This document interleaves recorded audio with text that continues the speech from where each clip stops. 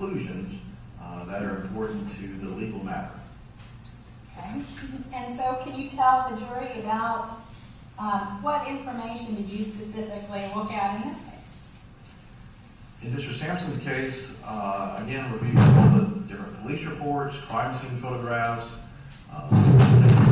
arrest warrants, all the investigative materials. There were numerous interviews. There were transcripts of interviews. There were videos, audio recordings, investigations of other family members, other persons, Mr. Samson's school records, his mental health treatment records, both before the incident and after, hospital records where he got medical treatment, and records from when he was in detention. Okay, so can you tell the jury in your own words, just first give them a general review of what you found, what determinations you made after doing all of this investigation?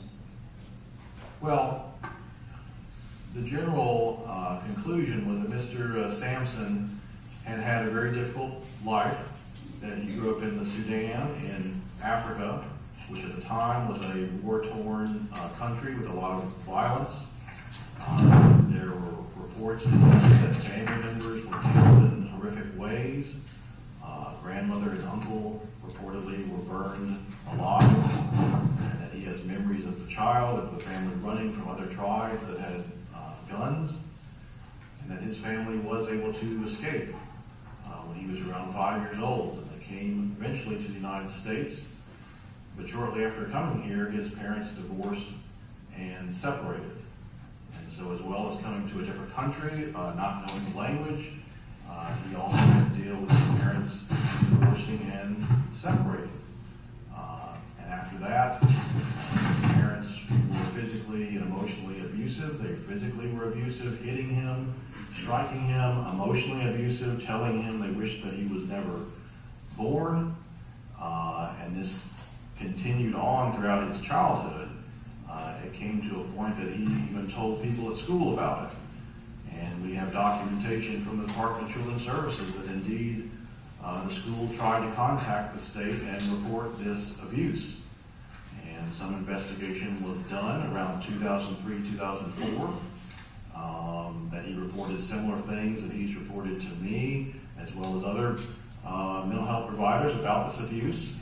And attempts were made to investigate it, but the DCS workers were not able to contact his family, and the case file was ultimately closed. So you're saying that the abuse that he reported to you in your interview is consistent with a report that was made by the school? Yes, we actually have the documents from DCS documenting that the school counselor said that he was, they became aware he was not happy at home, that he was reporting physical abuse, being hit with belt buckles and other things, and an attempt was made to try to investigate and intervene on his behalf. So that was very consistent with what he had told me, that we had this outside source of information that was corroborating his report now, many years later, of the abuse. And so DCS had closed the report because nobody was at home at his house when they showed up to interview his parents, is that right? I think that's correct, yes. They made a couple of attempts to come to the home or contact them and were not able to. I believe they determined that there was electricity on at the home. They sent notification letters, and then they said they exhausted all reasonable efforts and they were submitting the case for closure. Okay, so I interrupted you when you were in the middle of talking about his past abuse. Yes, so he grew up in this abusive household, physically abusive. He was called wetting the bed between the ages of 9 and 10. His mother putting the soiled sheets in his face, making him keep them there. Being awakened in the middle of the night to be beaten. Being told that they never wanted him, they were upset. Abuse toward his sister. Mother throwing fresh hot water off the stove in her face. He remembers hearing her scream, and the situation. Hearing who scream? His sister scream. And the situation did not get much better when he was finally able to go live with his biological father. I described his biological father as neglectful, basically telling him no to everything, not letting him go out, have friends over, do anything, just being isolated at home. He has told others that holidays were not celebrated in the household. He recalled having a birthday cake only once when he was 11 years old his entire life. And so that is the type of neglectful and emotional abusive environment that he was growing up in. At school, he was bullied some. He was bullied for being tall and slender and of dark complexion. The other kids would bully him, call him dumb. This was particularly worse in elementary and middle school, and got a little better in high school. Around this time, as he's entering puberty, he's beginning to take some of this negativity inside himself. He talks about beginning to feel very worthless about himself, having thoughts about wanting to kill himself, and this would continue from around early teenage years until the present, where he would have chronic and fairly frequent weekly basis thoughts of suicide. He attempted suicide at once, overdosing, but was not successful. And then once he obtained a firearm or a gun, he would often have the gun to his head, contemplating suicide. Now, just to backtrack a little, at the time you interviewed him, what did Mr. Samson report his mood as being like? By the time I interviewed him in September 2018, roughly about a year after these events occurred. So by the time that I interviewed him, he had been in jail and had been able to receive mental health treatment in the form of medication. So he had been prescribed powerful psychiatric medications, most notably lithium, which is a medication used to stabilize a mood. So it keeps mood swings from going up or down, and it's also used to treat depression. And these medications have been proven to actually reduce suicidal thoughts. Not only has he been prescribed that medication, he's been prescribed a second medication, Zyprexa, which is a powerful antipsychotic medication, which can also stabilize moods. It's also used as a booster medication for depression, but also can make people who are having symptoms of psychosis, hearing things that aren't there, hearing voices, thinking things are happening that are not real, delusions, it can make those type of symptoms go away. And you're talking about mood. Explain to the jury what you mean by mood, because most people probably think of a mood as I'm kind of feeling grumpy, or I'm in a good mood, I'm happy. Right, so we all have fluctuations in our mood every day, it goes up and down. But in psychiatry, when we say someone has a mood disorder, we're meaning that it's too extreme. So the mood is either too low, and they're very depressed, and they're having thoughts about wishing they were dead, or thoughts about suicide, which is not normal. Or the mood could be too high, where they're elated and euphoric, or perhaps irritable, but it's not appropriate for the situation. And then some people have the moods that go up and down, and are never quite at a steady, even level. Okay. And you talked about psychosis. Can you explain a little bit more about what psychosis is? Yes, psychosis means loss of contact with reality. So a person might be hearing things that are not there, hearing voices. They might be seeing things, having visions. They might think that people are after them, that everyone's plotting against them, when reality is that's not true. We would call that a delusion, a fixed false belief that you can't simply talk the person out of it, that it continues to persist even after you try to point out how it's not reality. And while we're at this, you've prepared a report in this matter, haven't you? Yes, I have. A report from the results of your forensic psychiatric evaluation? Yes. Okay. At this time, I'd like to have that report marked as an exhibit to Dr. Montgomery's testimony. All right, we exhibit 2 to this hearing, and it will probably be renumbered in the future. Okay. So Dr. Montgomery, you said he was, seemed to be in a stable mood when you examined him approximately a year after the incident. Yes, by the time I examined him, he was reporting that his mood was more regular and more stable. He said his thoughts had slowed down. Before the medication, his thoughts were rapid. They were coming very fast, which is something that patients commonly tell me when they're in a manic state, when the mood is too high. Can you explain rapid thoughts to me? Because I think, gosh, thoughts pop into my head all the time, so why would rapid thoughts be a problem? Well, people who have anxiety sometimes will worry a lot, and the thoughts may seem a little fast. But people who have bipolar disorder or manic depression, as it once was called, the thoughts come very fast, and they don't seem to turn off, and they may jump from subject to subject, topic to topic, and so it's difficult for the person to stay very focused. They're very distractible because they have so many thoughts running through their mind. It also makes it difficult for them to sleep, which has been another problem Mr. Samson has had for a long time, ever since childhood, only being able to sleep 3 or 4 hours a night, which is a very common symptom that we do see in people with bipolar disorder. And when you were interviewing him, when he was talking about his rapid thoughts, he said that he would sometimes have a second or third underthought. I'm just looking at the top of page 2. Yes. Second or third underthought. What did you take that to mean? Well, to me, I thought it was striking because it wasn't something that normally patients will talk about. So it was a very specific, individualized way of talking about a symptom.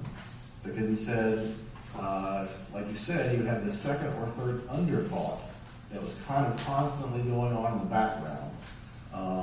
So that to me seemed more genuine, reflective of someone who has truly experienced these rapid, distracting, racing thoughts of a bipolar disorder or a manic state, than simply someone just saying that my mood swings a lot, or I can't shut off my mind, I think too much. Okay. And he also reported to you that he'd been hearing some voices. Yes, he did. He said that typically the voices that he would hear would be negative, which is very common in people who are depressed. People can develop psychosis and hear voices when they have severe depression. It's very common for the voices to be negative and talking down to the person. His specific report of that symptom was the voices would tell him to end it all or to kill himself. And although he said it seemed to sound like his own voice, it sometimes seemed to come from outside of his head. But these are the type of voices that many people with depression will experience when they are severely depressed. And again, his description of this is consistent with the way we see mental illness in the patients that we treat in the office. And so you're saying that he was suffering from some depression, and you mentioned psychosis. So this is depression that's so bad that people lose touch with reality. Yes, that symptoms of psychosis can happen with different kinds of illnesses. It can happen with major depressive disorder, which is the name for clinical depression nowadays. Not everybody who has depression develops psychosis. Not everybody that has depression becomes suicidal. But those are the most severe symptoms of clinical depression. So it can happen with that. It can happen to when their person's mood is too high, when they're manic, they can become psychotic. And then some people have psychotic illnesses where they hear voices, see things, are delusional, even when they're not particularly depressed or manic. People with schizophrenia or delusional disorder, or this kind of in-between condition called schizoaffective disorder, where the person has both the mood swings, the up and downs, but they also have these symptoms of psychosis, even when their mood is not particularly depressed or not particularly high. And did you make any psychiatric diagnosis during your forensic evaluation of Mr. Samson? I did. I thought Mr. Sampson's condition was consistent with schizoaffective disorder, which is a very severe mental disease. Again, it is, if you think about it on a spectrum, with schizophrenia being the most severe mental illness and depression on the other end. What's schizophrenia? Schizophrenia would be a severe psychiatric disturbance where the person has a lot of hallucinations, delusions, they're very disorganized in their speech and their behavior. They generally are not able to function well in school or society or maintain jobs or employment. They have very little emotional response. They may appear. What do you mean by very little emotional response? They don't smile and laugh when you normally would, or cry. They would appear odd to people, have odd speech, odd emotions. So it's a much more, it's probably the most severe condition that we have in psychiatry. Would you call that a flat effect? What if somebody doesn't really have a lot of emotional responses to things? That's right. You could call it a flat effect where their face is just sort of blank and motionless. Even if you told them a joke or there was something very emotionally charged, they would not have much of a reaction. Okay. And then you were going to explain, that was schizophrenia. You were going to explain schizoaffective disorder.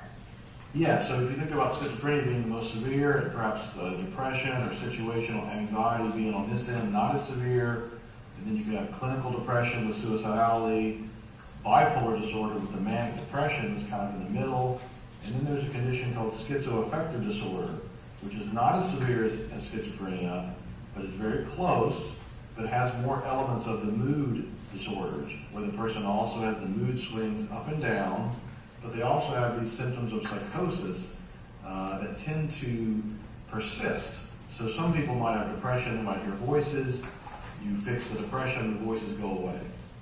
Person with schizoaffective disorder, the mood may be able to get stable, but some of the voices and delusions might linger. Okay. And you also had schizoaffective disorder was not his only diagnosis.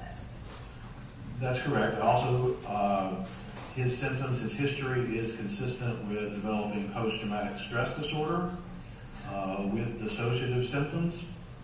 So people who have been exposed to traumatic experiences where they themselves could have been seriously hurt or they witness other people being harmed can develop psychological reaction to that, which persists. It continues even though the traumatic circumstances are no longer happening.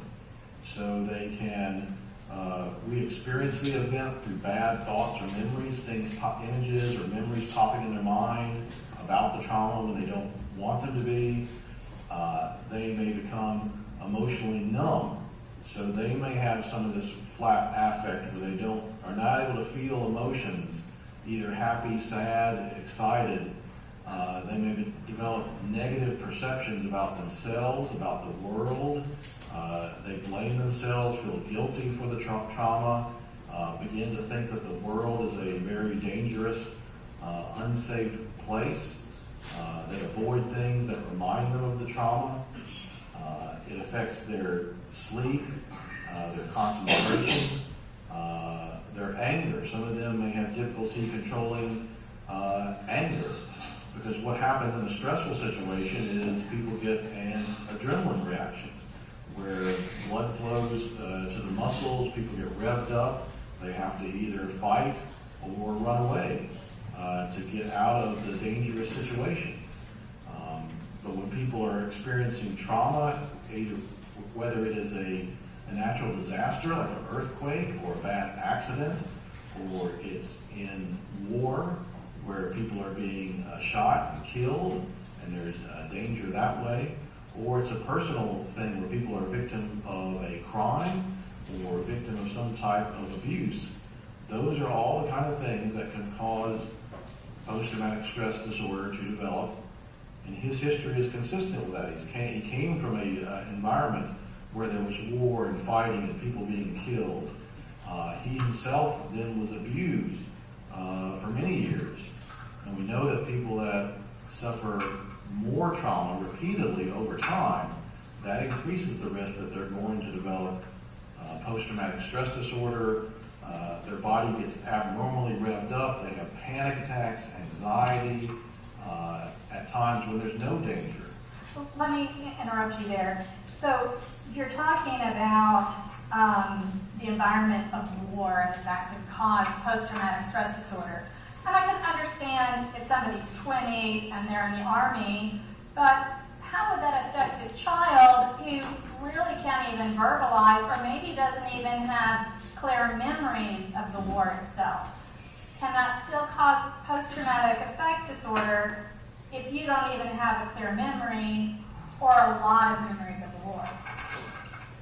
Well, being in a violent environment can still have negative effects on a child's development. So children who grow up exposed to violence, even though they might not have a full awareness of it, it still can impact their brain development, affect their attachments. One of the things is children, they want to be able to feel safe. They want to be able to be with their parents, be with extended family. And so when you have that type of environment where there's reports of family members being burned alive and you're having to running from other people that have guns, that certainly is a very traumatic experience, and children are not immune to that. So, and how would it affect a parent? Let's say a parent had been a victim of running with their family to avoid guns. Can the parent also have a post-traumatic stress disorder? Sure, definitely. It's definitely a very stressful experience. Fortunately in this country, most of the people that I see are not stressed by such things. They're more stressed by financial matters or personal matters or work, but not experiencing this extent of violence. And if a parent were subject to post-traumatic stress disorder, how might that come across in their parenting? Well, they can have all the same symptoms. So they could also be emotionally numb. They could not, may not be as nurturing. They could have problems with their own sleep, with their concentration, and with their anger control. So they might respond too impulsively, too angrily in disciplining their children, or not being available to them to provide them the type of support that they need. And let me ask you also, so this post-traumatic stress disorder, what's the difference between that and just being in a regular bad mood? Post-traumatic stress disorder is a mental illness that would persist. So sometimes people who maybe have a car accident, they feel a little nervous and jittery afterwards. They're a little bit avoidant of getting in their car, but after a few weeks or so, maybe that gets a little bit better, and maybe they're a little more cautious, but eventually they get back to where they can drive. So that person would not be considered to have post-traumatic stress. Now, another person, it depends on the individual. So the same set of circumstances, one person might get PTSD, another one might not. Another person might have a car accident, and they get to where they can't drive at all. They're avoiding it. Then they get to where they won't even ride in a car. Then they get to where they're having bad dreams about it all the time. They're nervous. They're jumpy. They're not able to concentrate. They're very irritable and angry with other people. And this has been going on for at least a month after the trauma happened. That person is then beginning to fit the definition of post-traumatic stress disorder. So what I hear you also beginning to explain is that the same environment or the same conditions affect people different ways. That's right. We think there are probably genetic components to this. Every individual is different. Not every person that experienced the same trauma will develop PTSD or the same mental disorder. But what's important is that particular individual combined with their environment, so the type of environment they experience. Are there any predictors that would let you know which person is going to have a hard time with PTSD and which person is not? Well, usually it's more of a intensity and quantity. So the trauma is very, very intense. then of course that would increase the chances, as well as the trauma being repeated.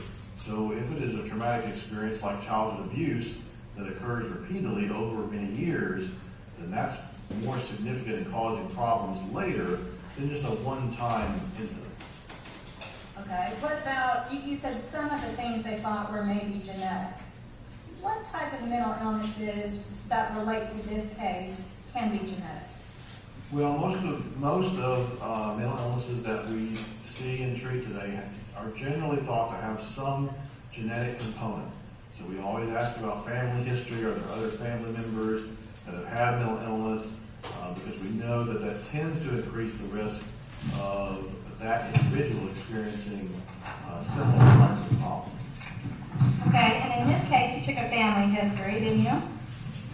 Yes. Okay, and when you did the family history, I'll just point you quickly to page 7 of your report. With your family history, what did you discover about Mr. Samson's family and their mental health?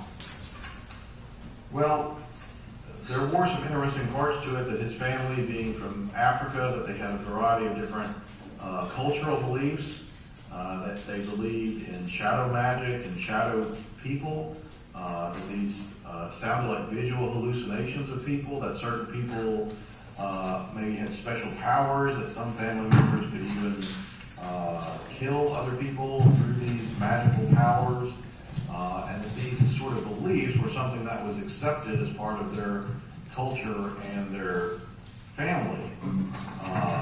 Later on, one of his, he had an older, full biological sister, and she had, later in life, also been diagnosed with mental illness, diagnosed with bipolar disorder, the mood swings up and down, as well as attention deficit hyperactivity disorder, and had been recommended to take medication, but apparently she refused to take them.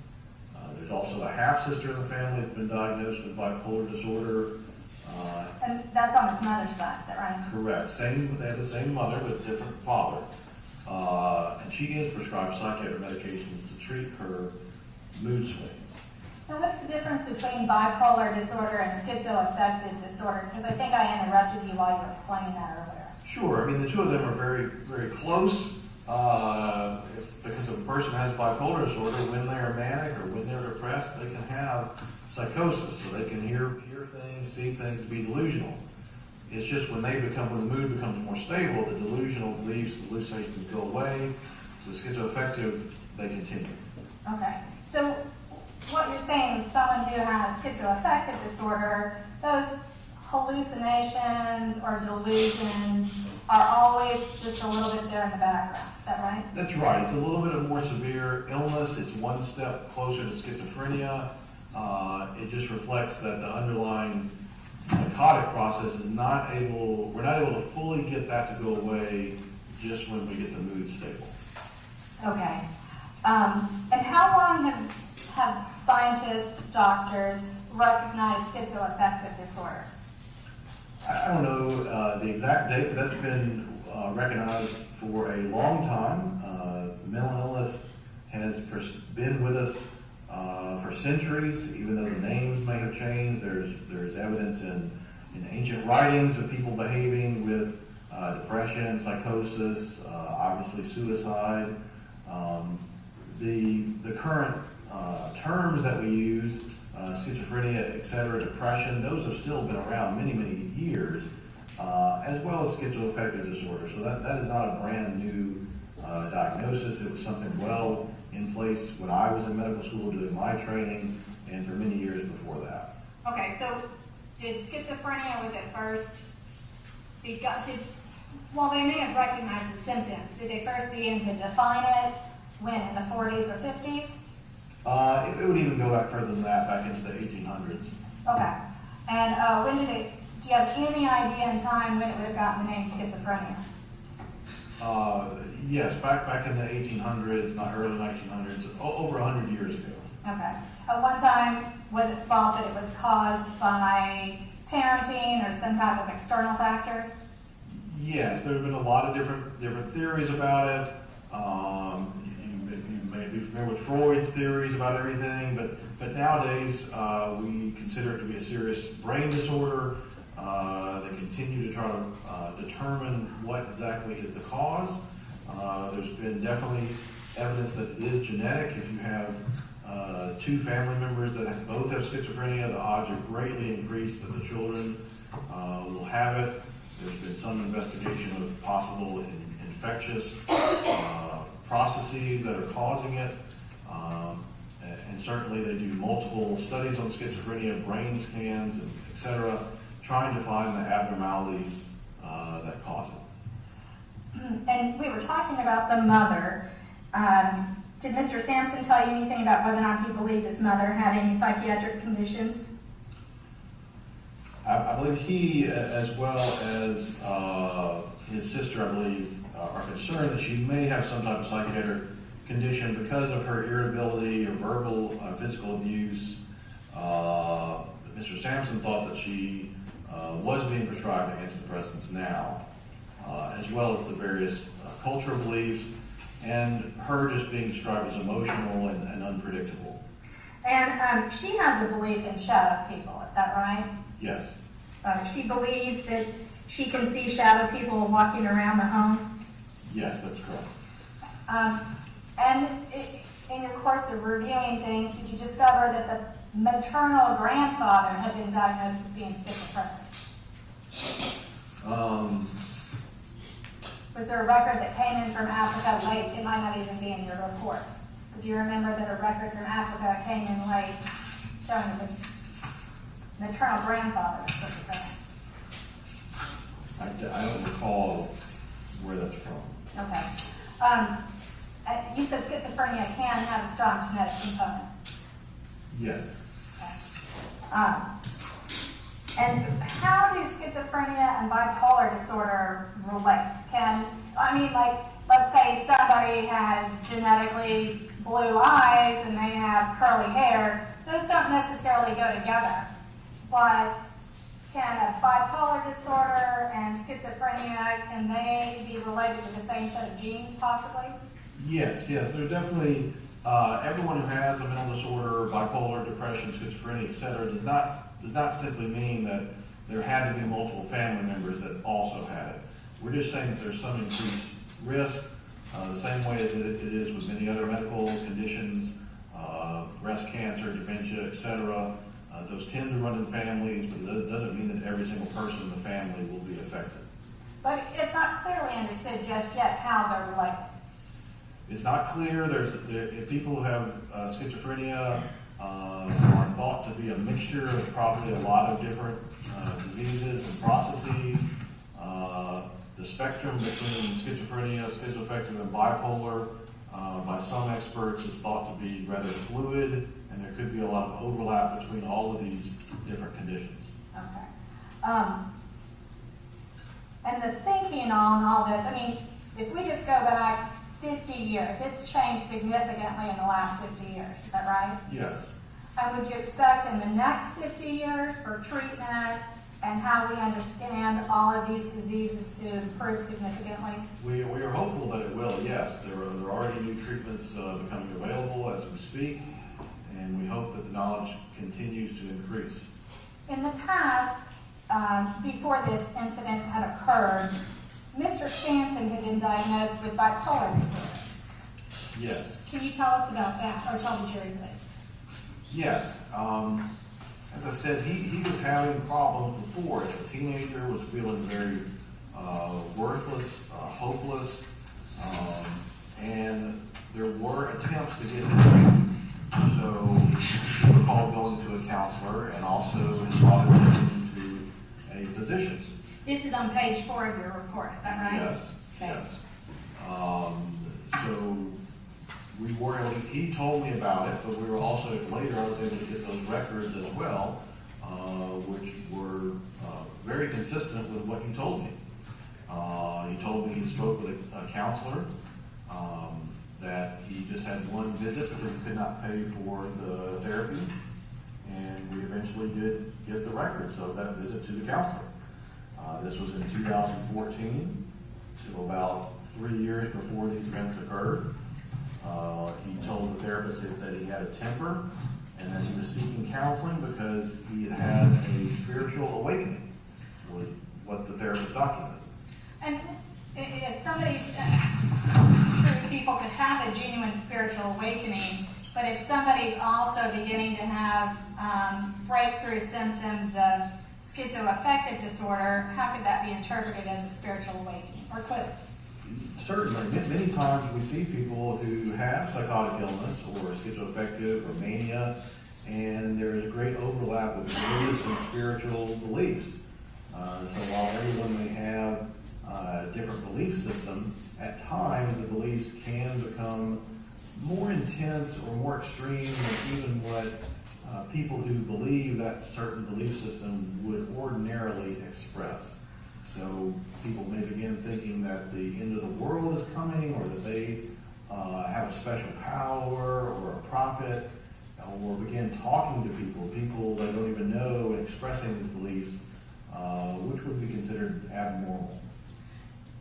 If somebody has schizophrenia or schizoaffective disorder, at what age does it start to display itself?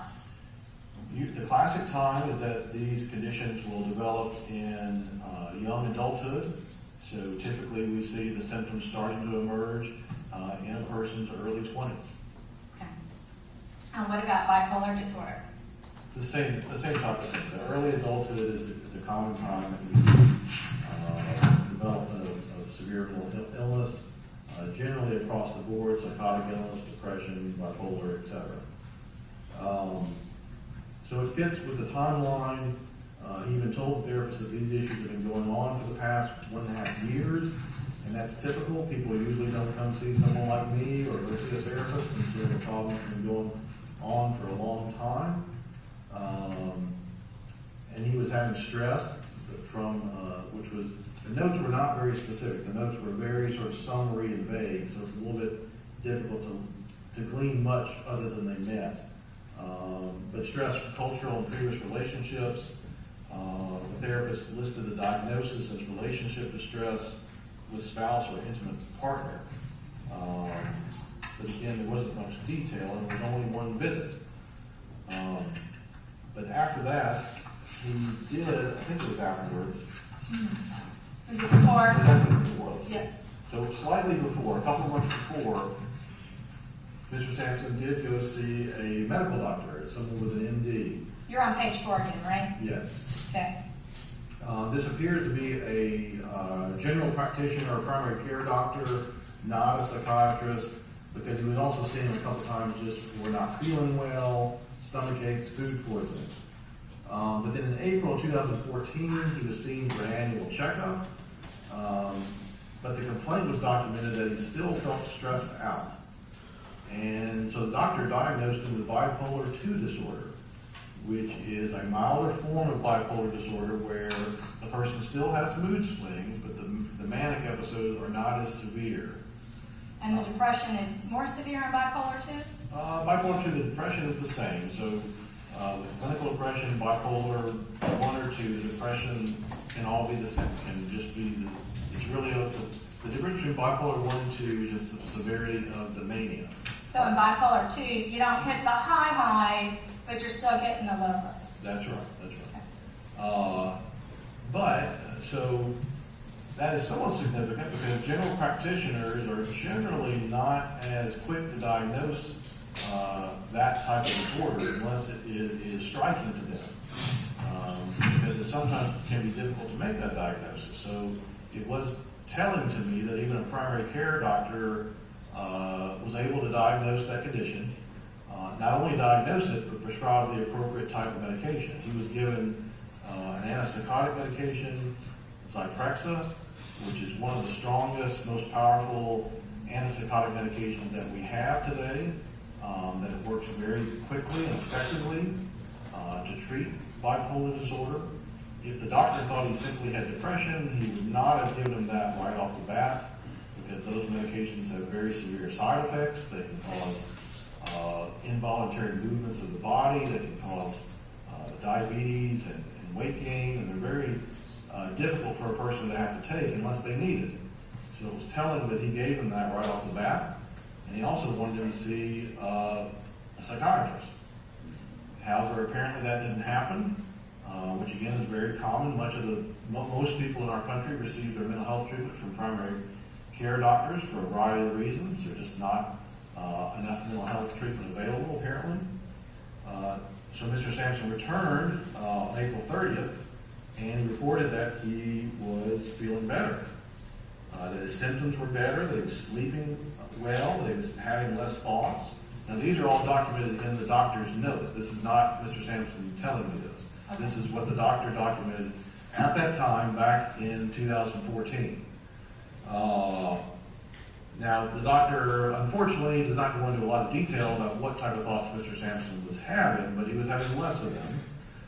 He was not suicidal or homicidal, and in any event, the doctor doubled the dose of the medication. So he doubled it from 5 milligrams, which is still a fairly significant dose. If any of us were to take that amount of medication, it would be very strong and sedating. 20 milligrams is the top dose.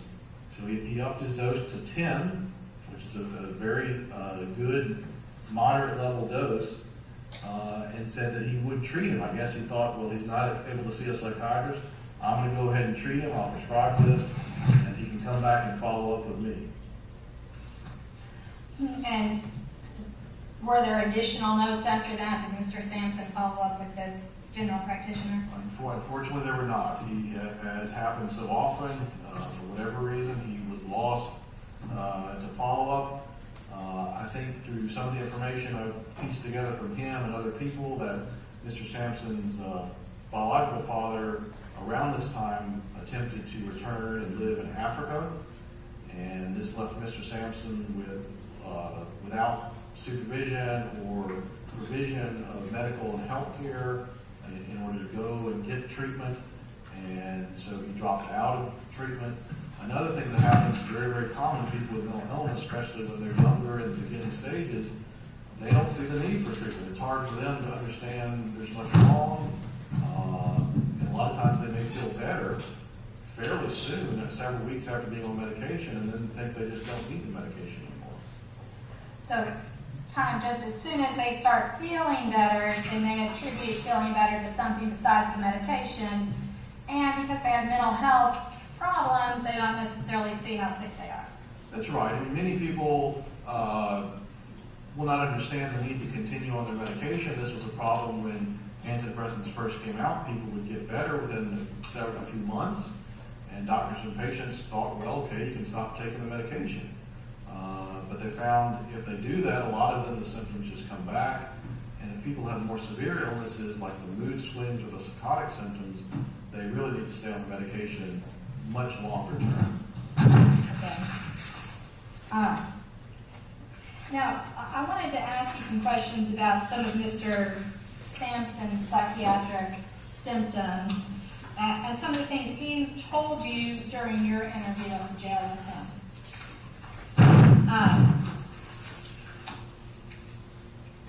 We already discussed the idea that he had the second and the third thoughts, and that he had heard some voices. But what about his sleep problems? Well, again, he told me, as he's told other people, both before and after sleep, has always been a problem. He's even talked about that to detectives. So shortly after the events occurred, that was one of the main problems that he had. That he was not able to sleep. That he could only sleep 3 or 4 hours. He would awaken every hour. He said it went all the way back to when he was 6 years old. But even with his lack of sleep, he felt tired, close to nodding off. And so that can be a symptom of the post-traumatic stress disorder, where a person's sleep is disrupted. And if you think about it, it makes sense that a person is growing up in a very noxious environment, it's going to be difficult for them to relax and turn off and go to sleep. It can also be a symptom of the schizoaffective disorder with the bipolar component. Is that right? That's right. The disruption in sleep, having decreased need for sleep, being unable to sleep, also consistent with episodes of mania, as well as depression. Depression can also affect people's sleep too. And what about just being chronically sleep deprived in and of itself? What does that do to somebody? Well, sleep is very important. Nowadays, we know everybody needs a good night's sleep, at least 8 hours. And we know if people are chronically sleep deprived, that is going to affect their mood, make them more irritable, affect their ability to think clearly and rationally and exercise good judgment. What did Mr. Samson say about his focusing? He said that he could focus now, being on the medication, but before it was difficult to focus because he had all these thoughts about many things. Sometimes he talked too fast, bouncing from subject to subject. Again, that's kind of a classic symptom of mania that we see in people who have bipolar or schizoaffective disorder. That sometimes he had what we would call grandiose thoughts. He described it as thinking that he was royalty. He said not literally, but thinking like he was a prominent figure, that he somehow meant more than other people in a lot of ways.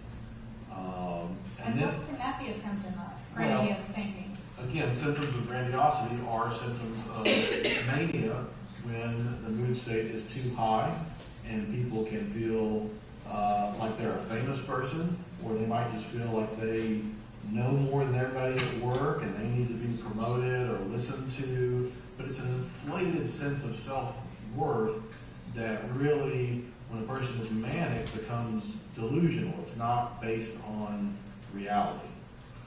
Okay.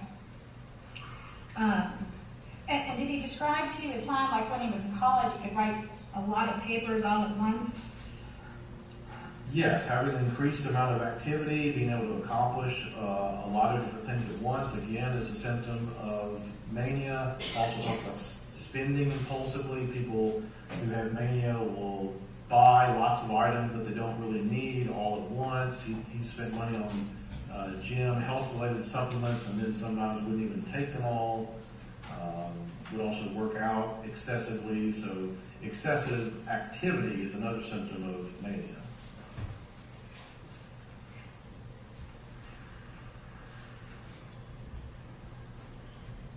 And then did he also describe his feelings would switch from these feelings of grandiosity to low feelings? That's right. He said that the high moods would not last terribly long, and it would switch to the opposite, where he felt very low and worthless and had the suicidal thoughts. Now, did he tell you he had tried steroids at some point in the past? He did. I did ask him about that because obviously when I saw him, he was very big and muscular. We know steroids can sometimes affect people's moods, so I wanted to ask him about that. He said that he took some in 2015, but he only took it for maybe 3 weeks.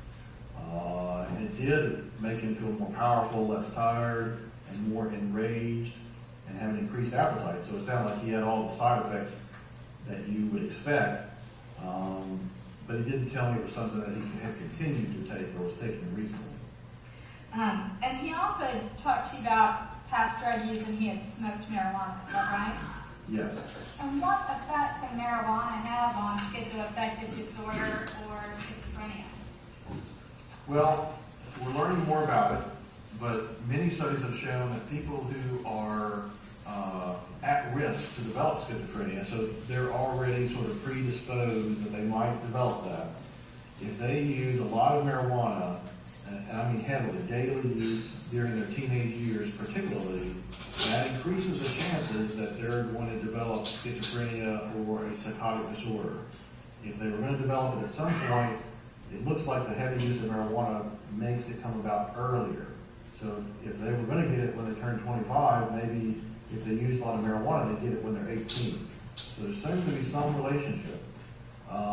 Interestingly, they're splitting apart the cannabis plant now, and the cannabidiol part, not the THC part or the psychiatric part, appears in some way to help psychotic illnesses.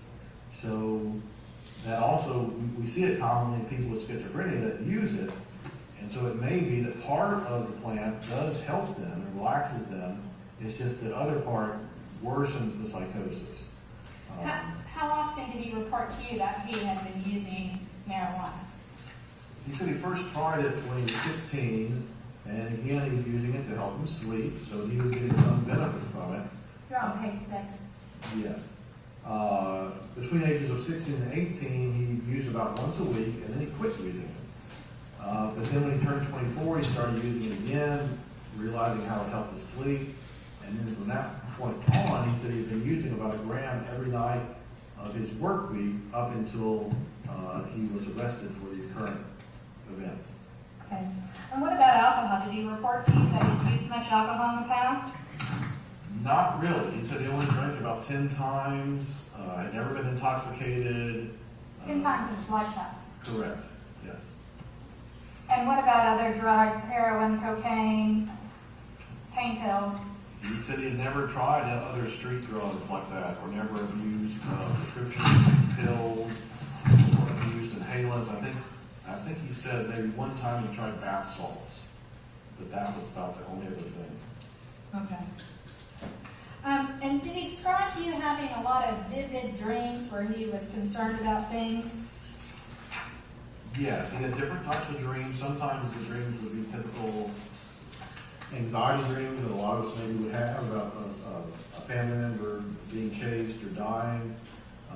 He said he had a lot of dreams like that where people were being chased, or he was falling. But sometimes he would have dreams about things that would then happen in the future. There was a type of prophetical type dream or vision that he would talk about. Sometimes he would think about things or dream, and then in the future it would actually happen.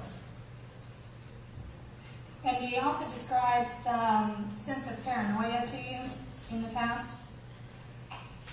Yes, he did talk about having a feeling that something bad was going to happen, always having to be on the lookout for a sign of danger, that he couldn't relax in a parking lot looking around. So that is something we ask about in people with PTSD or post-traumatic stress, because they develop a symptom of being what we call hypervigilant. So they're always on alert mode, looking around for danger because of their past traumatic experiences. And there's really no reason to be on guard or hypervigilant like that. Yeah, at some point in the past, he thought that his phone had been hacked. It was recording him. Is that right? That's Yes. Page 3, the bottom of page 3. Yes, he talked about because there was a red light would flicker on his phone, that he thought that meant that he was being recorded. He said that it only happened twice, but he did attach some type of meaning to it, like he was somehow being electronic. Someone was recording him, from some remote place. And he talked to you about feeling that he was telepathic. Is that right? Right, that he felt he could influence other people telepathically or with his mind. He was a little bit vague on describing exactly what he meant. He didn't say it was very strong and powerful. But it's something we ask about when we're interviewing people who may have schizophrenia, because they often have delusions about people either controlling their mind or their thoughts being able to control other people's thoughts. So we talk about thought control or thought broadcasting, where people think that other people can hear their thoughts. And of course today, with all the technology advances, a lot of these delusional beliefs extend to cell phones and computers and internet and things like that. But when you were interviewing Mr. Samson, he didn't deny that he no longer thinks he could control people telepathically, right? Right. When we were talking about these things, these were sort of things that he currently still believes. Yes. So still had some of these beliefs about, even he believed to some degree about the shadow people and seeing visions, other people in family being able to control people or harm people with their minds. Matter of fact, he thought that his aunt had killed his uncle. Is that right? Right. And still believed that she had somehow killed the uncle, not through regular murder, but through a spell. Right, to the shadow magic. Yes. Yes. So that's what I mean. He still harbors some of these delusional beliefs, even though his mood now is more stable, and that would make him fit more with the schizoaffective disorder than simply having bipolar disorder. And he He's having some dreams that were predictive of things that were going to happen. Is that right? Yes, I think he had a dream about his father being in a plane crash and in a motor vehicle accident. So it was not exactly the same thing, but it was close. And then he's attaching special meaning to it, which we often see in people with psychotic illness. They can have what we call ideas of reference, meaning they take something in the environment, a message from the TV to radio, and they personalize it, thinking it's talking about their life, or they attach special meaning to dreams or thoughts or these kind of things. So it's consistent again with psychotic symptoms. Okay. And you were talking about his belief in spiritual beings. He describes visual hallucinations to you, didn't he? Yes, that he had seen some visions, spiritual beings. This is on page 4. Yes, in his culture, as a child, seeing a black creature with yellow eyes in his bedroom, seeing a vision of a baby crawling, and then 2 weeks later his mom tells them that she's pregnant, seeing a translucent figure reaching at him and grabbing him, and that had actually occurred more recently, really a month or 2 before I saw him when he was in jail. And he had described it actually to the psychiatrist who had been treating him in the jail, talking about seeing a figure that he could actually see and feel, the figure reaching and grabbing his wrist, making him feel cold, making him feel like he's unable to move. The doctor was concerned that maybe this was some type of sleep paralysis, which can be a normal experience that anybody can have when they're falling asleep or waking up, and they might feel like they can't move, but they're sort of in an in-between state of being asleep and awake. But even though the doctor considered that, he decided that he needed to add back the antipsychotic medication to Mr. Samson, the same antipsychotic medication, the Zyprexa, that he had been given by the doctor before, 3 years earlier. This is, again, an independent doctor. I doubt that doctor had ever seen that report from 2014. So he is independently given the same medication, Zyprexa 10 milligrams, because of these continued psychotic symptoms. So if he just thought, well, that's just normal sleep paralysis that we all experience, he would not prescribe him that type of medication, especially in jail. There's lots of people in jail that just want to be sedated and be on medication, and the doctors are very careful with that. And I know it too, because I worked in the state hospitals, and we had people coming from the jails, and we don't just prescribe these kind of medications unless we think there's a good reason. And seeing this person in his cell and the person touching him, that's 10 months after he had started taking the lithium, right? He started the lithium in October of 2017. That's right. Yes, he'd been on lithium for several months. This is August of 2018 when he several times he saw people in his jail cell. That's right. So yes, they thought even though the mood was stable with the lithium, they could check blood levels. His blood level, I believe, in April, after coming into the jail in the fall and in the spring, it was around 0.8, which is a very good level. It should be between 0.5 and 1.2, so 0.8 is very good. But still, they felt like even though he had a stable mood, he was still having psychotic symptoms, so we need to add an additional antipsychotic medication. Okay. Will you talk to the jury a little bit about these adverse childhood experiences, the ACE scale? And that's on page 10. Yes. It's long been known that stressful circumstances, trauma in childhood has negative effects on people, both physically and emotionally. And there's been a line of study where they've looked at different adverse childhood experiences. That's what it stands for, ACE. And they found that the more of these a person has, it predicts that they're going to have problems both physically and emotionally later in life. So these conditions consist of emotional abuse, physical abuse, sexual abuse, if your mother is treated violently in the home, if there are people in the household that are abusing drugs and alcohol, if there's people in your household growing up that have mental illness, if your parents separate or divorce when you were a child, if there's people in the household that have histories of criminal behavior, if you are emotionally neglected, and if you are physically neglected, your basic needs aren't cared for, you're not given, food, clothing, and shelter. So all of these different items can generate a score from 0 to 10, depending on how many that you have. So when I looked at Mr. Samson's history, he had several of these. There was evidence for emotional and physical abuse. There was a report from his sister that the father was violent toward their mother in the household. Again, we had talked about there being the mother potentially had a mental illness as well as some of his sisters. That there was emotional neglect, telling him you were not wanted, we didn't want to have you as a child, over and over again, that he would internalize that. And then the parents separating, divorce. Again, at a very early age, when he was only 5, at the same time they were moving to a foreign country. And so he had a score of 6, and just to clarify, 10 is the worst. That's right. And so a score of just 3 can be devastating on the child, is that right?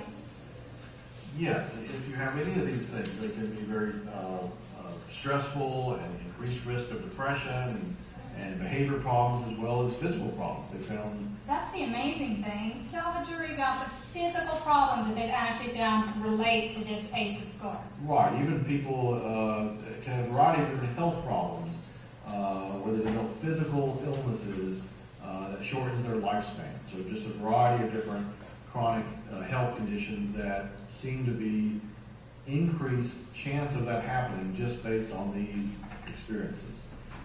Okay. And let's talk briefly about his educational history. He had reported that in a college, when he was at Montclair State, he had made mostly A's and B's. Is that right? Yes, that is what he told me, but I've actually been able to look at his transcript from there, and he did not, I don't think I saw any A's really in the transcript. It was more B's and C's, and then there were several F's. So he was struggling, and this was around 2012 to 2015, so he was not doing well in college. So that writing of multiple papers at one time was not paying off for him. It did not look like he was not passing most of his courses. Okay. And what can that be a symptom of? Well, it could be a variety of different things, but certainly if a person is beginning to have these symptoms where their mind is racing, where they're not focusing, where they're having lots of underthoughts and second and third thoughts in the background, it's going to impair their concentration, maybe where they can't focus and complete their studies like they should. And you reviewed an interview with his sister, Christina Samson. Yes. And was what she said in her interview consistent with what Mr. Samson had told you? It was, for the most part. She had some additional information that maybe he did not have or give to me, but she talked about their parents fighting all the time, that their dad was physically abusive.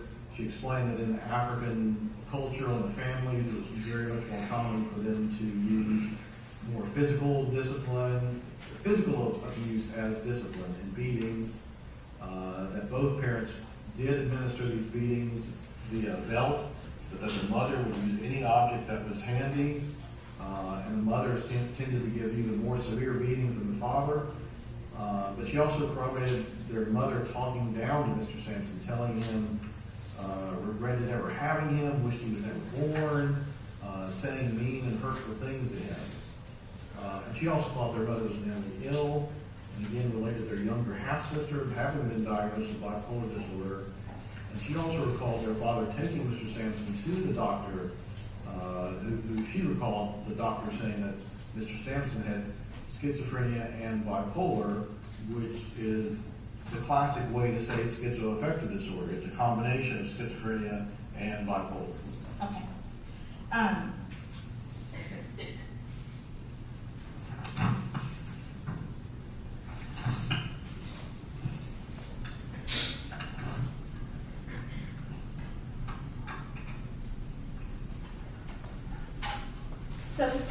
when you gave him his mental status exam, he even described having a tattoo on his shoulder.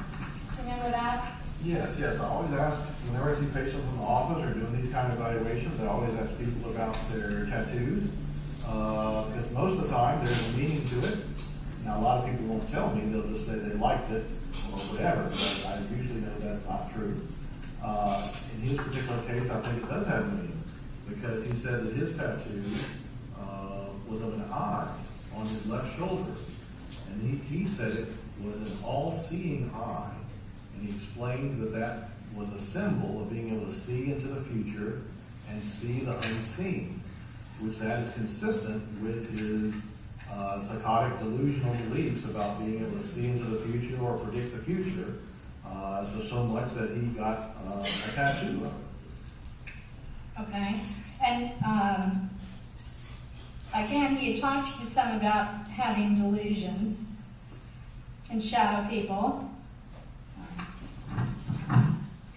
And did we mention the auditory hallucinations? I know we talked about him saying he heard voices to kill himself, but don't we all in our heads sometimes hear some kind of voice or kind of talk to ourselves a little bit? What's the difference between that and an auditory hallucination? Yes, that's true. We all have our inner conscious voice.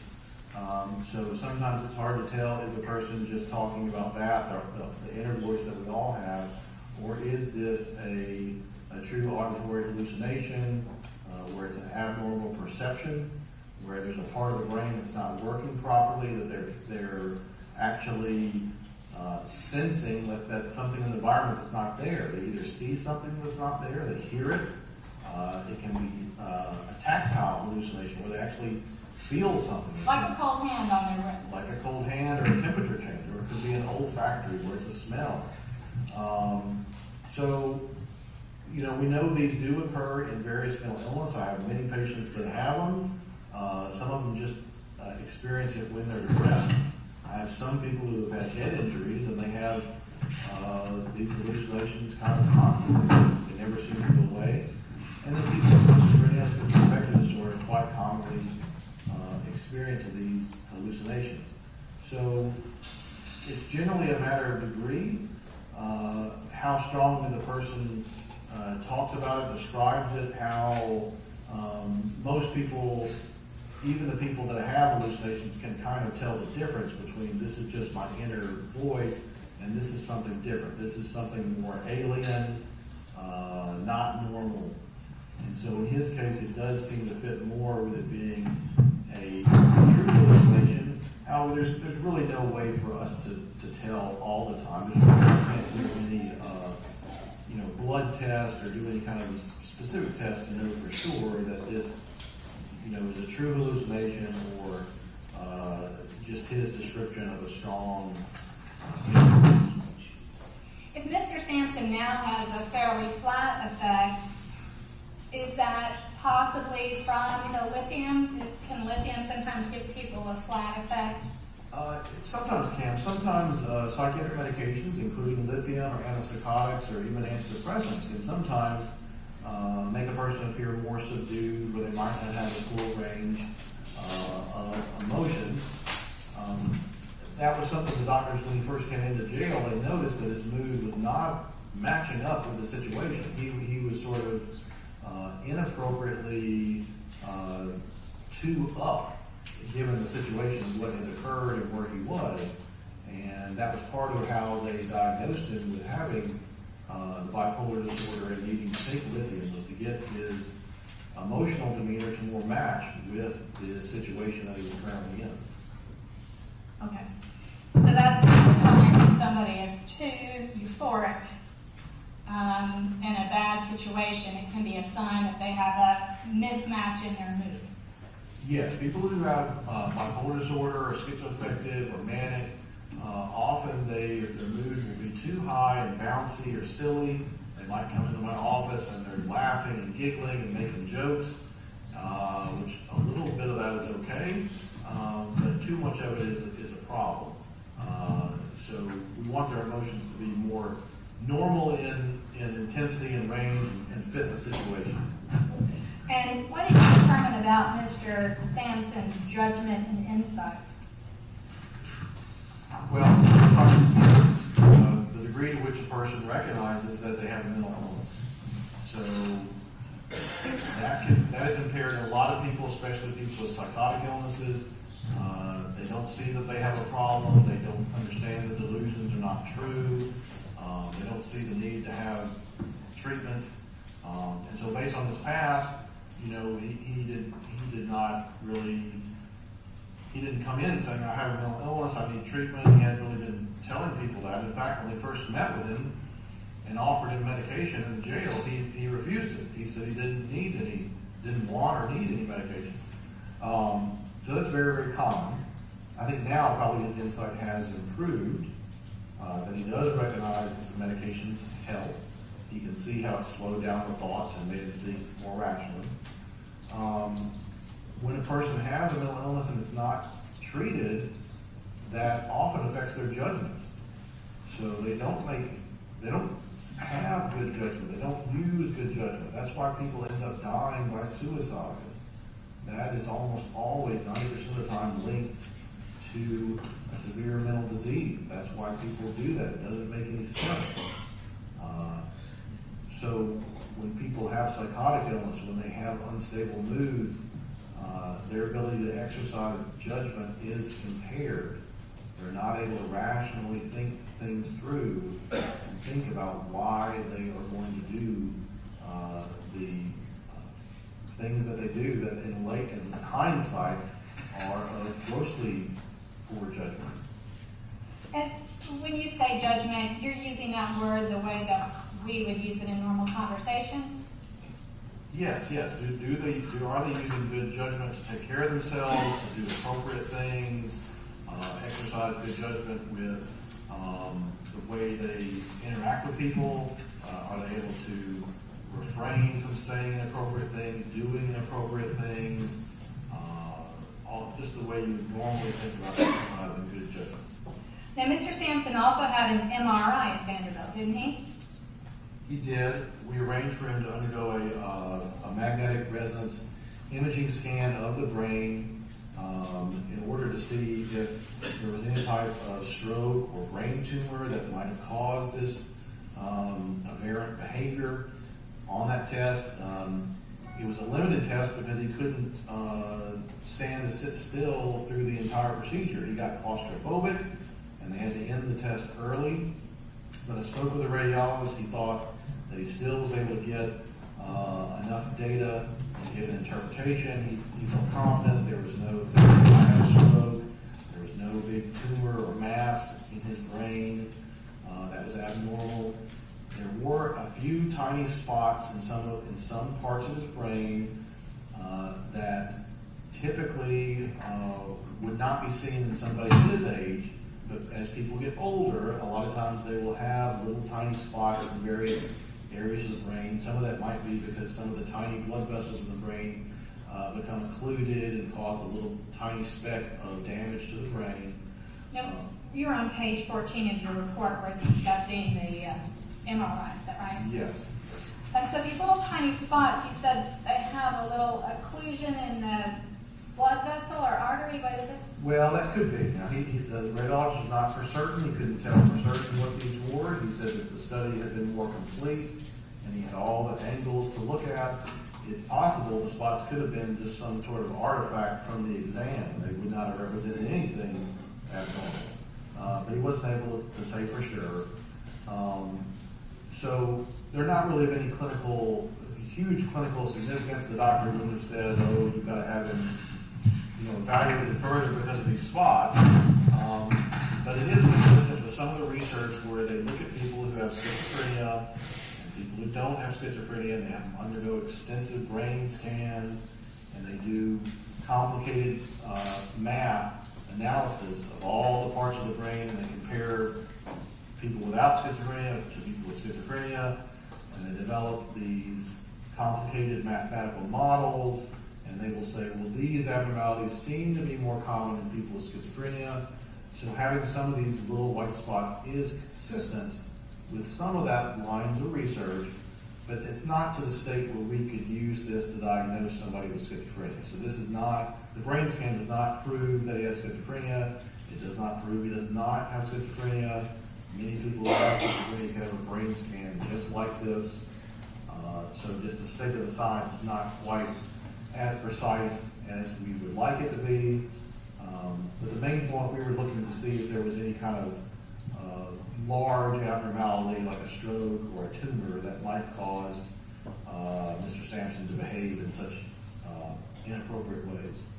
So at this point, they can't use this as a diagnostic tool. You can't look at the MRI and say this person has schizophrenia. That's right. I mean, typically people, when they first become psychotic, we may get a brain scan like this, but it's not really to diagnose them with schizophrenia. It's to make sure that they didn't have a head injury or a stroke or something else that was causing the problem. But what they're noticing more and more is there's a mathematical correlation between these little white spots and people with schizophrenia. Well, the math part is they have to have many people do the brain scan and use some statistics in order to make it meaningful. If they just took one person with schizophrenia, that one person might not show the abnormality. But when they look at groups, there are a variety of different findings that seem to be more common in people with schizophrenia. These little white spots are one of them, but there's a lot of other abnormalities. Some of the findings show there's certain parts of the brain that are hollow and where there's fluid inside the brain. And in people with schizophrenia, those spots, those spaces are larger in general. Now that was something that was not shown on Mr. Samson. Okay. Let's talk about your conclusions here to your report. I think that starts on page 21. What did you conclude after doing all of this your forensic test? Right. The main thing was that he had experienced several traumatic events in childhood, that his early formative years, where the brain is developing, that he's in a war-torn country, that they're having to flee as refugees, family members are subjected to horrific violence, grandmother, uncle being burned alive. Now these are not things, he's not telling me that he witnessed these things, which you might think, well, why didn't he make up a story and say that he witnessed it? Wouldn't that make him, look better? But that's not what he was telling me, and I think it gives more credence to what he's reporting. And then he talks about moving here to the United States, not knowing the language. That's a shock. That would be a very stressful thing. And then his parents divorced and separated. Again, another very stressful thing that happens at a very young age, at 5. Then, with the parents that he's left with, he's abused. He's physically abused. He's beaten. He's hit. Woken up out of sleep to be beaten. His sister has hot water thrown on her face. He hears her screaming. He's told that he was not wanted, that didn't want to have him. All of these things add up. The more trauma that you experience, the much more likelihood you yourself are going to have psychological problems, and that's what happens. He begins to adopt all this negativity, has a negative view of himself, feels worthless, begins to have chronic suicidal thoughts. All of these things are increasing risk that he's going to himself have mental illness and behave in violent ways. It's thought that these changes affect the brain as it develops. It affects the brain, affects the neural connections, the circuitry, when you have this type of trauma. So people that grow up in these kind of environments just don't have the same kind of options that other people have. They don't have the same physical brain structure, too. Well, not physical, maybe the same neurological connection. That's right. There's disruptions in the way the brain develops, and so you might think, well, why don't they just choose to do the right thing and behave and make good choices? Right. I mean, that's the exact question. Why don't they? Well, they're more limited. So they are at a disadvantage because in order for the brain to develop properly, you need to have a non-traumatic environment to grow up in. You need to have not violence around you, not people being killed. You need to not being physically abused or told that you're worthless or not allowed to have friends or go out and do things. So when you grow up like that, it's very difficult to have a wide variety of options with how you're going to choose to live your life, because you haven't known anything else but negativity and trauma.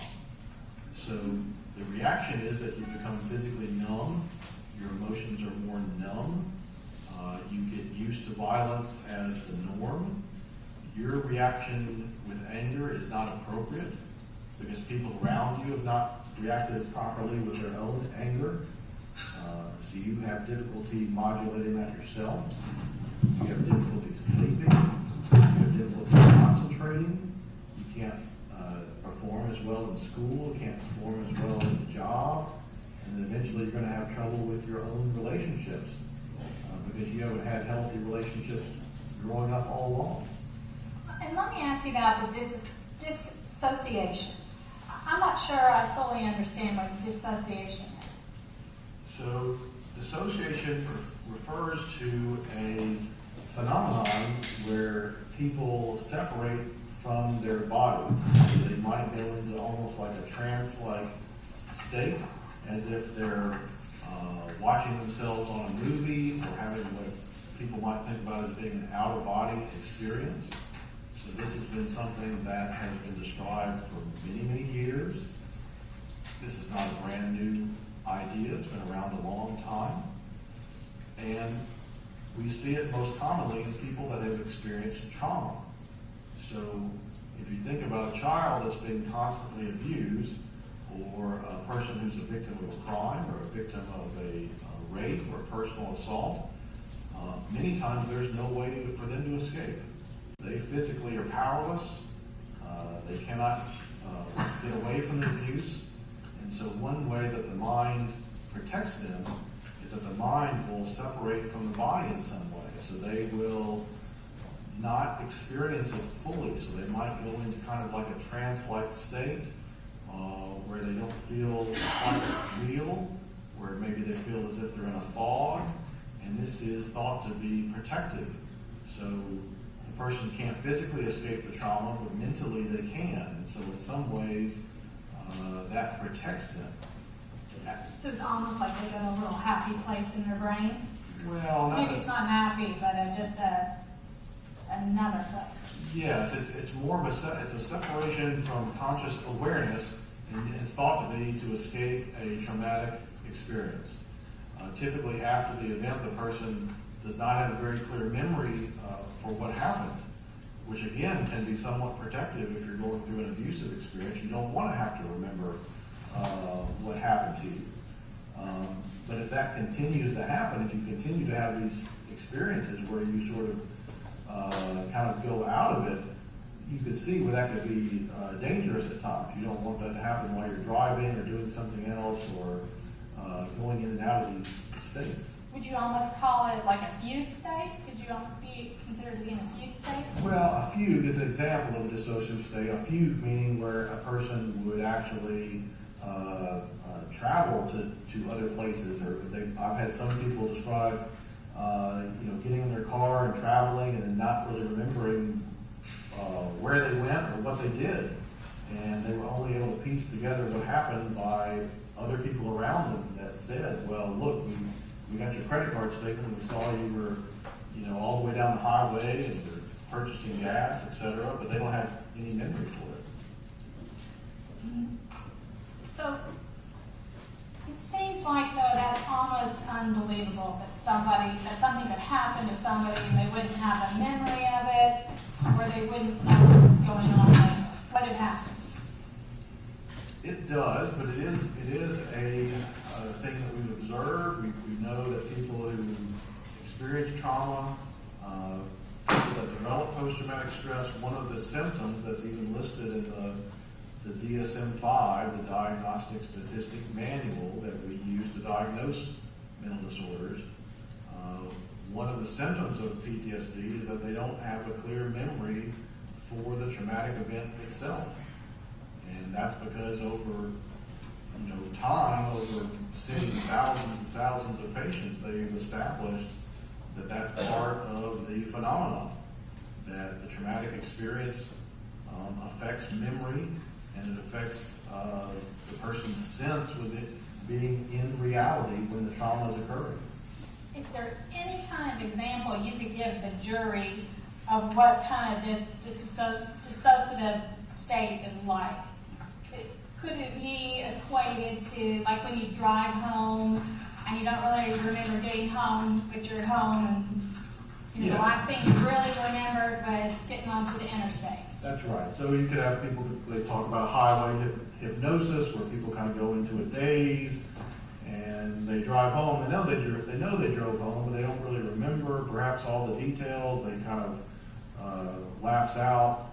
In Mr. Samson's history, there were examples of some of this. He talked about, remember waiting for the bus one time and almost feeling like he wasn't there, that he was sort of watching himself from above, like on a movie. And this is before the incident. Oh yes, this is when he was a child. Now this is him telling me about this, but again, as I've said, there's lots of things that he told me that were consistent with records that we got later, and there was many things that he didn't tell me or didn't describe that one could think, well, maybe he would have told it a different way if he was merely trying to make things up to make himself look better. So if he was just being a malingerer, he might have exaggerated the story even more. Is that what you're saying? Yes, he would have, typically people who malinger, meaning they make up symptoms of mental illness in order to get out of something. So they want to get out of a crime, they want to get out of going to the army, get out of schoolwork or job responsibilities. I see lots of people in criminal settings that commit crimes, very serious crimes. So the typical thing, people would say, well, I heard voices, and the voices told me to do whatever it was, but they don't have a lot of detail to it, and it's not consistent. But in his case, he really wasn't telling me. He talked about voices, but he certainly didn't give me a discrete explanation for voices telling him to do this, for example, which would have been, you would think, the first thing a person would suggest. So in any event, there are some history of other times where he dissociated.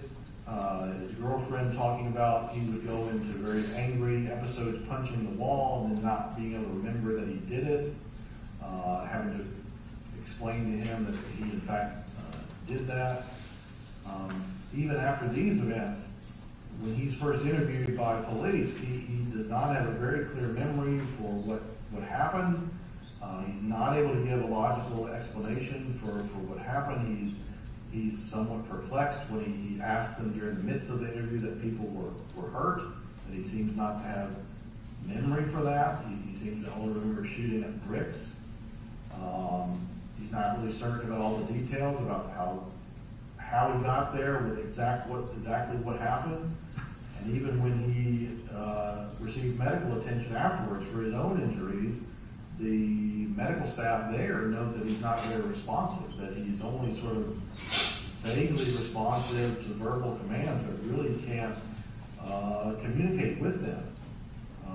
And this has continued to be consistent. He's never, even when I talked to him about what happened, he's not able to give me a clear account. He says he cannot remember, that he has very vague details. All this is consistent with being in a dissociative state. Now, let's just talk from here on. Let's address the future. Because we're here today because the jury has convicted Mr. Samson of first-degree murder. And the jury is now trying to decide what his punishment is going to be. Is it going to be life in prison with the possibility of parole? Or life without the possibility of parole?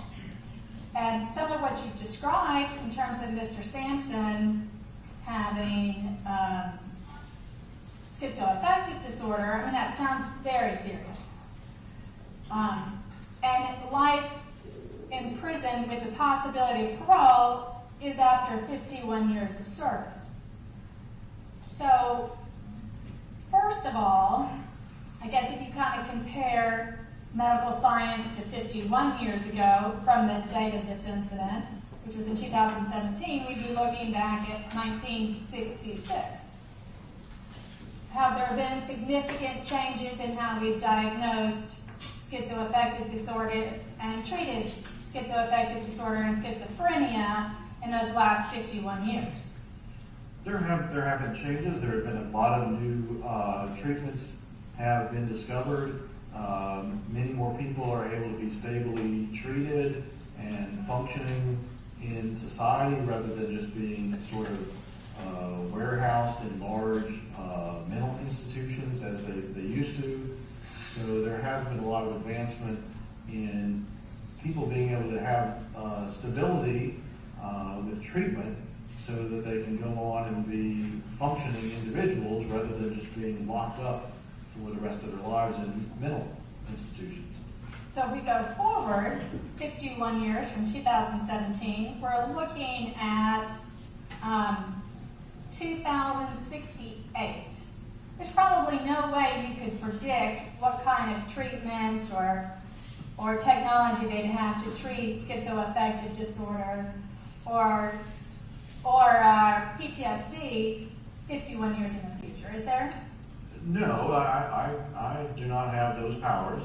I'm hopeful that we will continue to make advancements. One of the things they're definitely looking at now is people with psychotic illnesses, schizophrenia.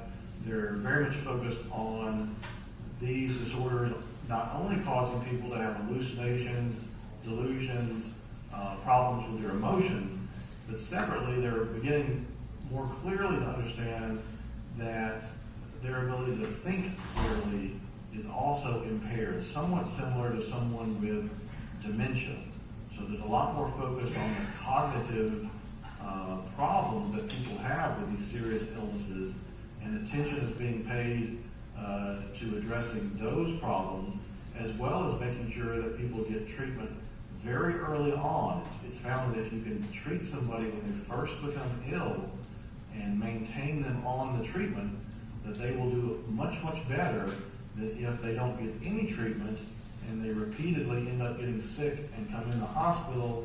They're only in the hospital a few days, they get released, they go home, they stop their medication, and the pattern repeats. And if people go through that several times, which unfortunately, has happened now, that we no longer have these big psychiatric hospitals where people stay for months and years, it's turned into somewhat of a revolving door where people go in and out. And that causes them to have worse illness throughout their life, because after that happens, it's harder to get them stable. So Mr. Samson is fortunate in some ways because he's now stable on his medication and should be able to stay on that medication without having to go through this revolving door type practice that a lot of people have to.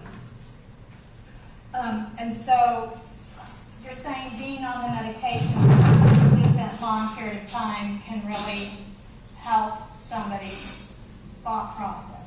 Yes, definitely. If you continue to experience repeated episodes of depression, repeated episodes of mania, psychosis, that further impairs functioning, makes your illness worse, makes it less responsive to treatment, whereas if you go ahead and just stay on the treatment and maintain a good stable mood, you have a much more favorable prognosis.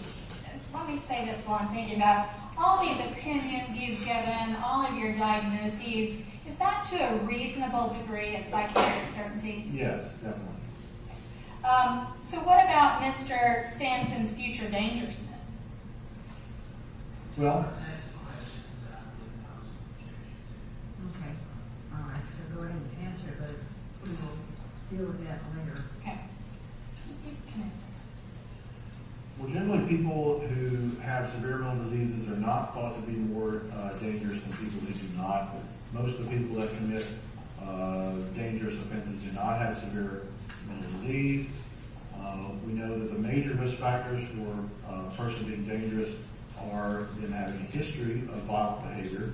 So clearly he has this one incident that was very violent, very intense, so that certainly would increase his risk.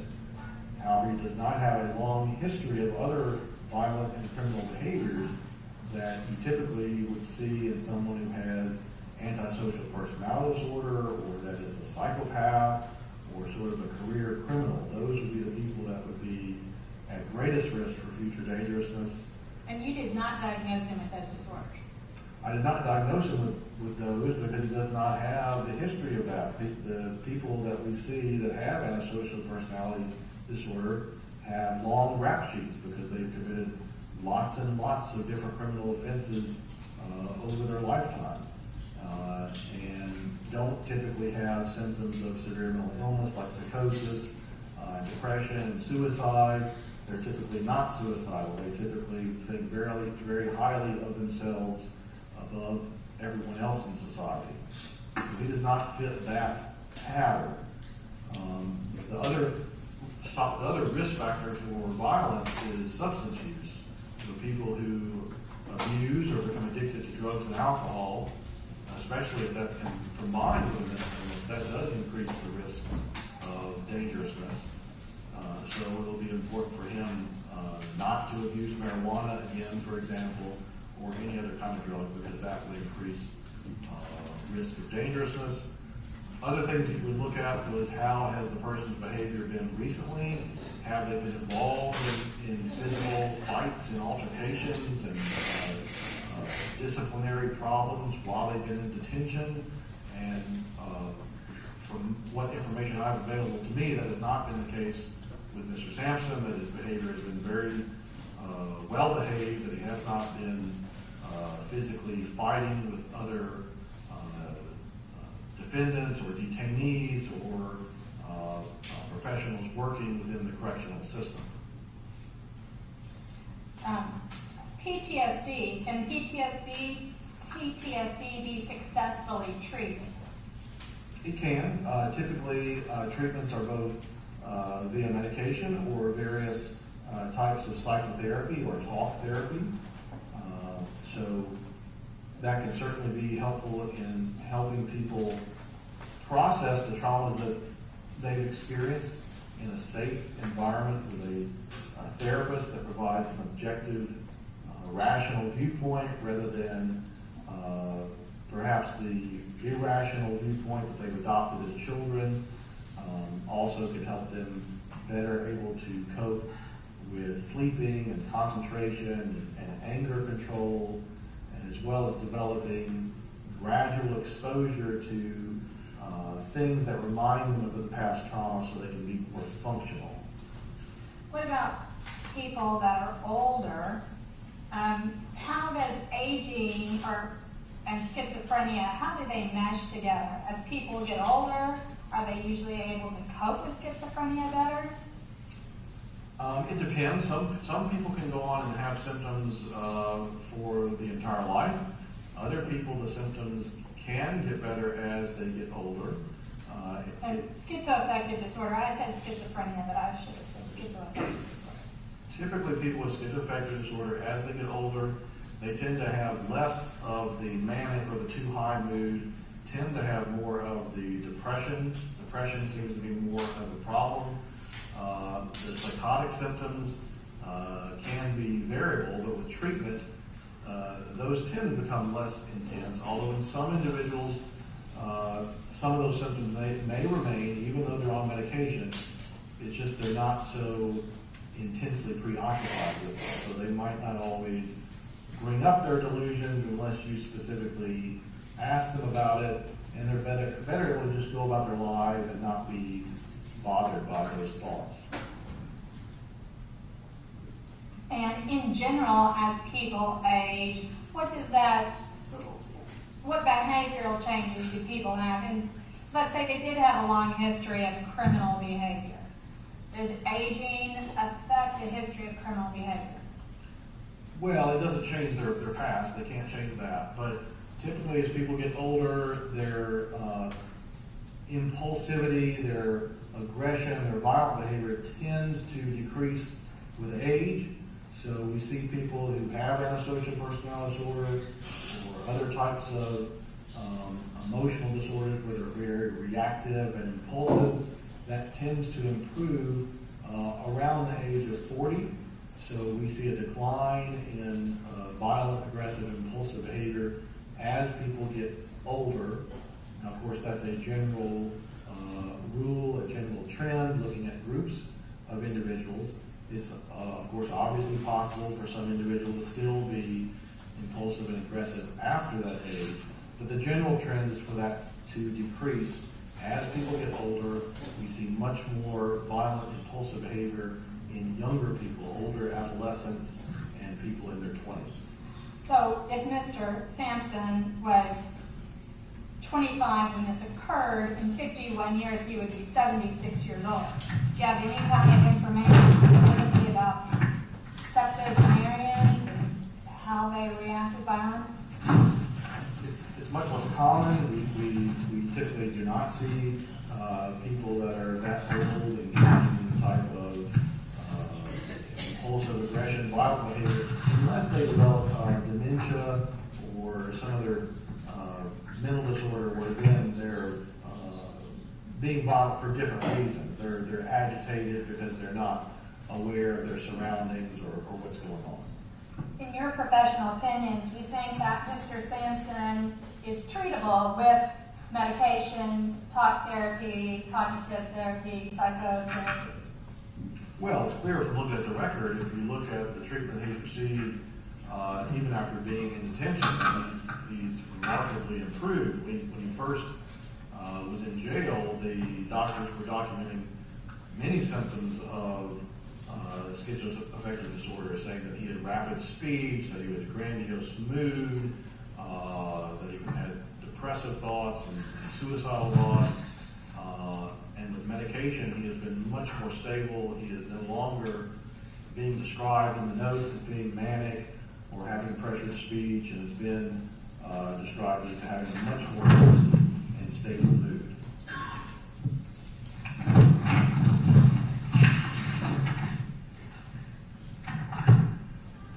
Your Honor, can we take a break now? I have just a few minute break. Okay. We will.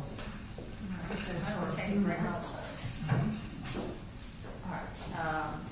Ladies and gentlemen, do not discuss this case, do not form an opinion until it is finally submitted to you. We'll pick up with the recording when you come back. We'll take about 10 minutes, and we'll be back in the courtroom. So just leave your notes in your chair.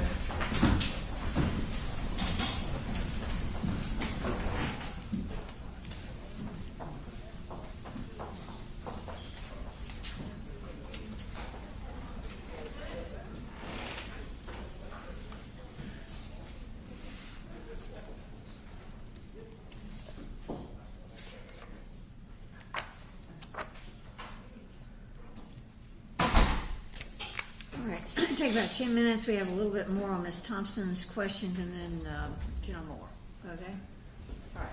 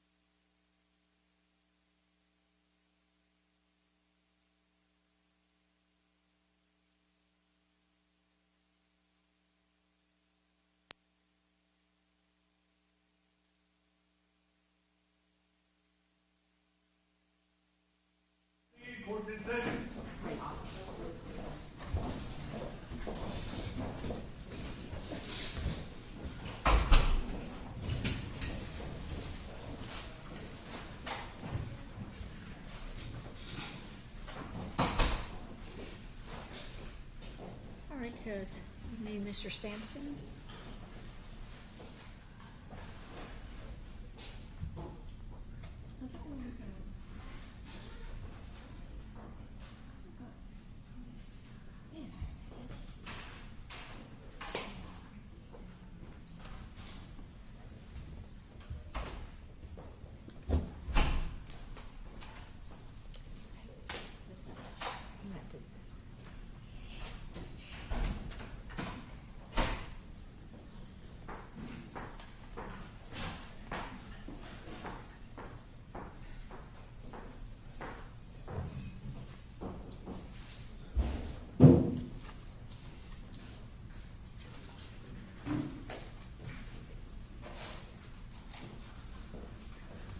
Everybody's back in the courtroom.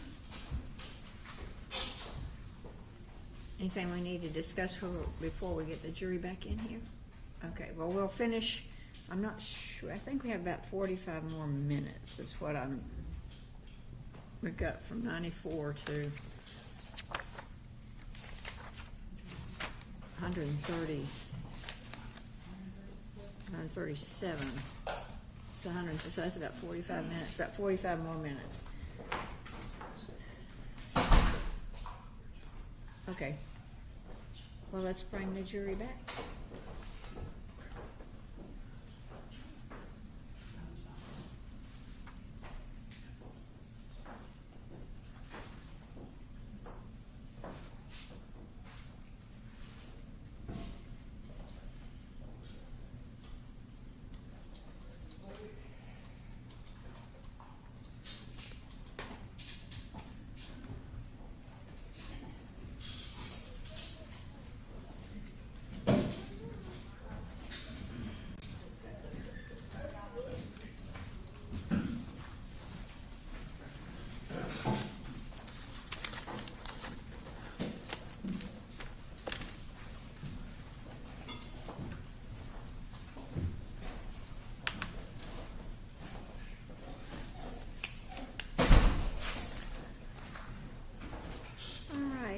The record would reflect the jury's back in the courtroom after the recess. We're going to pick up right where we left off. All right, General? Hi, General. Yes, sir. All right. We are back after the recess, and Ms. Thompson, more questions? Yes, Your Honor. Dr. Montgomery, one of the factors that the jury looks at in sentencing is the capacity of the defendant to appreciate the wrongfulness of the defendant's conduct or to conform the defendant's conduct to the requirements of the law, and whether it was substantially impaired as a result of mental disease or defect or intoxication, which was insufficient to establish a defense to the crime, but which substantially affected the defendant's judgment. So, because of Mr. Samson's mental disease, and he has a serious mental disease, you would agree, right? Yes, yes. Does that, do his mental diseases that he has affect his ability to make a good judgment? Yes, certainly having severe mental disease like schizoaffective disorder and post-traumatic stress disorder significantly impair one's judgment. On the day of event in question, a lot of the evidence indicates that he was suicidal with intention to end his own life, which, as I said earlier, in about 90% of cases of suicide, it is thought that abnormal, irrational act is linked to a severe mental disease, that people who are thinking rationally and logically and not mentally ill do not kill themselves. So certainly having his unstable mood with a mixture of depression and manic symptoms and psychotic symptoms significantly impaired his capacity for judgment, as well as his ability to control his own behavior to do the requirements of the law. Let me ask you this other factor. Another factor the jury considers is whether the murder was committed while the defendant was under the influence of extreme mental or emotional disturbance. And would you say that on the day of these events, Mr. Samson was under an extreme mental or emotional disturbance? Yes, definitely. Again, he was communicating to people that he was going to kill himself, that he was behaving very erratically, that this was not the type of behavior that he had previously engaged in, and that based on his history both before and after the events, it definitely appears that he has a severe mental disease, which is an extreme emotional disturbance, and that was in part or large part responsible for why these events happened. And one thing that you didn't cover was the symptoms that Mr. Samson was experiencing on the day of the incident. Now, you said you've done hundreds, maybe 1,000 forensic examinations over the years? Yes, that's right. And so sometimes in the past you've run into people that have lied to you or been malingers, is that right? Yes, that happens. And do you think in your professional judgment you're getting, or you are able to kind of distinguish those people that are malingering from those people that are telling you the truth? Well, we hope so. What we do is we rely on other sources of information. So we don't just simply meet with a person, ask them, tell us what happened, or tell you what we were thinking, and just go with that. So we look at all the information that the police have gathered. We look at their records from school and treatment, both before and after. And then we use our knowledge about how people who really have mental illness, how they describe their symptoms. And we compare it with that experience. I've been treating people with mental illness for over 20 years. And that's how we go about determining whether or not we think someone is genuinely reporting symptoms of mental illness or whether they're just making things up in order to get out of something. So the symptoms that Mr. Samson was experiencing that day, and I think you do mention a lot of them in your conclusion. What are some of the symptoms that you determined he was experiencing on the day of the incident? Well, he clearly was depressed. There's no doubt about that. He was depressed. He was suicidal. He had left a suicide note to his girlfriends. He had sent text messages about being suicidal.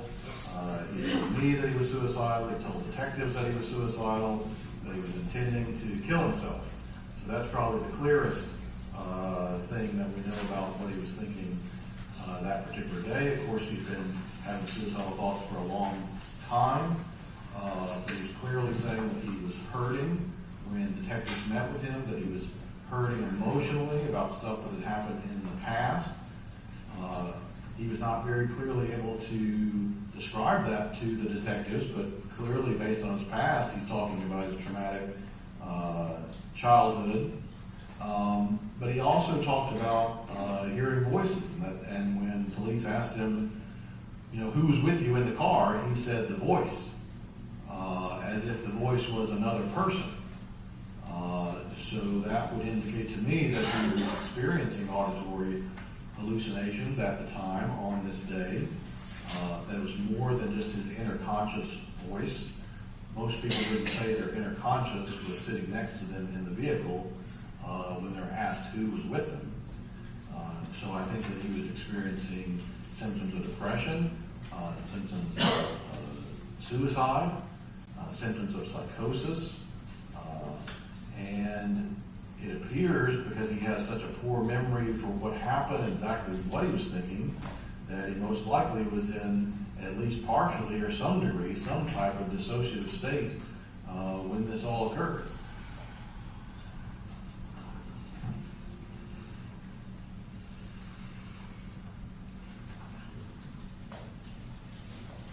Okay.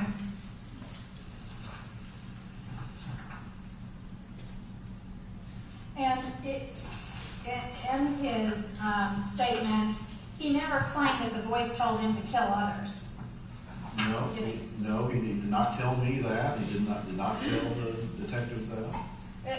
if someone were malingering, they might add that in, throw that in, that they heard a voice to go out and kill people. Right, yes, that's a very common example of malingering. People who don't really have mental illness would a lot of times think to say that in order to excuse their behavior.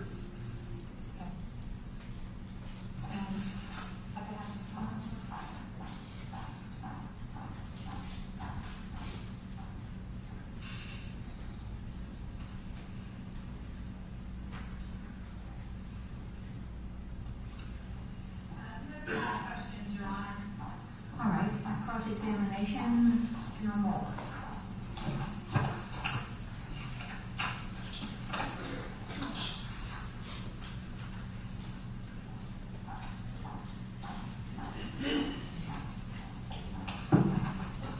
Thank you, Your Honor. And the jury knows Roger Moore, the District Attorney's Office, and Dr. Montgomery. You said initially that you were asked to participate in this case. Is that correct? Well, my services were retained to conduct an evaluation, so I was hired to conduct a forensic psychiatric evaluation by Mr. Samson's attorney. By Ms. Thompson? That's The correct. defense. Okay. And you spent somewhat less than 3 hours one-on-one with him. Is that correct? Right, my interview was approximately 2.9 hours. Which would be somewhat less than 3 hours. Sure, yes, correct. Make sure we're in the same language. And there were no psychological tests conducted pursuant to your evaluation process, were there not? Correct. Most of the time when I see people in the office or any kind of medical legal evaluation, we usually don't need psychological tests. The main reason for doing them in forensic type evaluations is to get some sense about the person's self-report or if they might be exaggerating things or malingering. But the best way of going about that, again, like I said earlier, is we listen to their account, their history. Does it fit with known patterns of mental illness? And is there corroborating evidence? Are there prior treatments, both before and after, that match? Usually we don't use psychological testing to make diagnoses.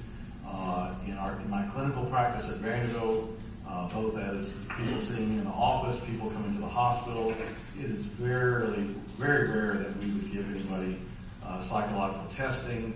The only time we use it most commonly is when we are concerned about a cognitive problem.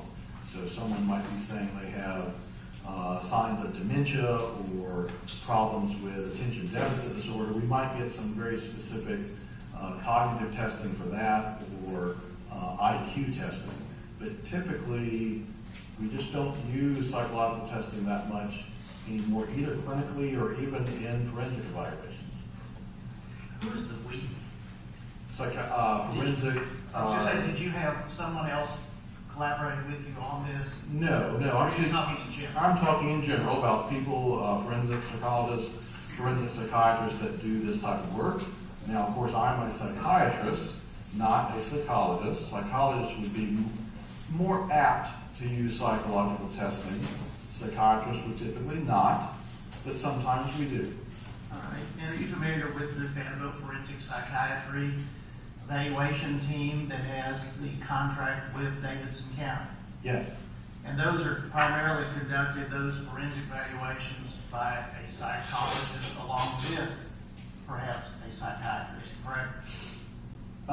Typically they're performed by psychologists. They may have psychiatric residents in training, but the primary persons that are doing those are psychologists.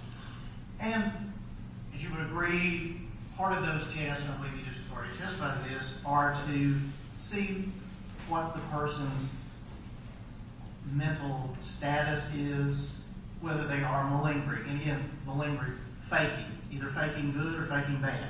Well, the psychologists at Vanderbilt that do those kind of evaluations do them very similar to the way I do them. They typically do not administer psychological tests.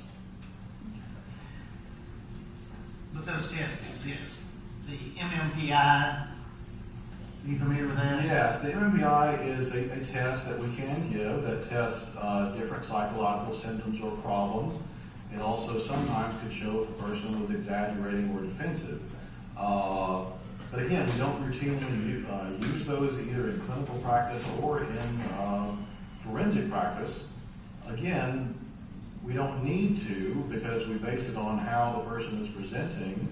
If the symptoms are consistent with known patterns, in this particular instance, he was not really talking about a lot of symptoms of mental illness. He was rather doing the opposite, sort of downplaying things, and particularly with regard to the event in question, was not able to give me much detail at all about what he was thinking. We said he was not able to or just didn't. I don't know. When I asked him, tell me what you were thinking, describe what happened. And he gave me a very vague account, similar to what he described when detectives sort of exhaustively went through with him, trying to figure out what he was thinking and why this happened. But now the jury has heard the proof of this case, and the jury has made a determination and perhaps has determined why this happened. Would you agree? And what I'm talking about is his intent based upon the note to kill 10 Caucasian, 10 white people to revenge Dylan Roof. I object, Your Honor, as the characterization that the note says he was going to kill 10 white people. The note says. And based Well, upon, okay, we'll do this later, but the note does mention that, but we'll deal with that later. So go ahead. It says 10 of yours, but it doesn't specifically say. Okay, we'll let the jury determine that when they read the note. thank you, Your Honor. So Dr. Montgomery, the defendants, based upon perhaps proof the jury has heard by this time, that the defendant intentionally shot at only Caucasian people, that he wore a mask. Those were factors that, did those not mean anything to you in your determination? No. I mentioned those in my report, and I'm aware of those pieces of evidence. So those do indicate, those are pieces of evidence that would imply a state of mind or what he was thinking. They're Also just known, not, excuse me, I didn't mean to interrupt, but also known as a motive. yes, it could. It just does not seem very consistent with the rest of his history. As you said, part of that history is based upon what he told you, what his sister told you, and various records that you were provided. Yes, as well as all the investigative materials and what police did to try to determine the facts of the case. Well, the facts of the case were fairly obvious, where they told the doctor that this man took weapons into a church as it was just people were dispersing from the service, shot and killed one woman in the parking lot, and shot numerous others. Those facts are not disputed, were they? Right. My involvement has been more to try to explain the mental state, not actually what happened. And with respect to his mental state, you did not, and you could not, and I don't mean this in any bad way, but you can't see whether he was hearing voices, or you couldn't hear the voices yourself. I could not hear the voices myself. That is true. So when we do these evaluations, we try to look at all the data. We know patterns of mental illness. We know people truly do suffer from mental illness. And so we make a determination, do we think this person had a mental illness or not? I see lots and lots of people, hundreds of defendants accused of similar crimes, murders, killing people. More often than not, I say that mental illness had very little or nothing to do with it. Dr. Montgomery, how many similar cases to this have you worked on? Every case is different. I'm not saying I've seen ones with an exact fact pattern. We're talking I'm about saying- a shooting at a church on Sunday morning where multiple people are shot, one person killed, people terrorized by the actions of this man. Have you worked on a case similar to this? What I have worked on is several cases where Judge, people- I would ask you to ask. Okay, just answer yes or no, and you can explain, but don't talk over him. I'm trying not to. Don't talk over him. Okay.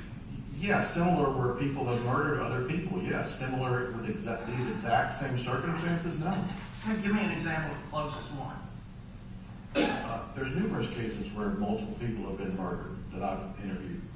Could you give me an example of a case similar to this?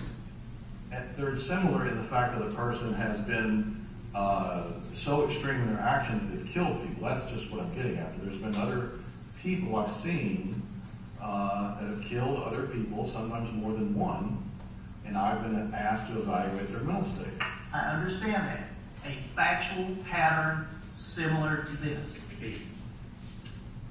Other than it being other people killed, I haven't seen another case with exactly these facts, no. And this case was so unusual that it made national news. Correct, Doctor? I object to that, Your Honor. But whether or not it made national news is not necessarily something that's within this case. Okay, sustained.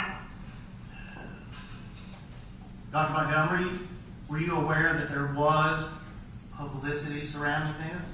Yes, Did you talk to the defendant, Mr. Samson, about his seeing himself on television and anything about what he felt about that, of being the notoriety that he had received?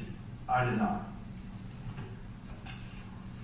And the reason I ask that is to talk about that, the people at the jail, apparently, according to you and the records, thought that he was, too manic, too high, too happy, and they needed to give him something to calm him down. They did not think that his emotional demeanor matched the seriousness of the situation.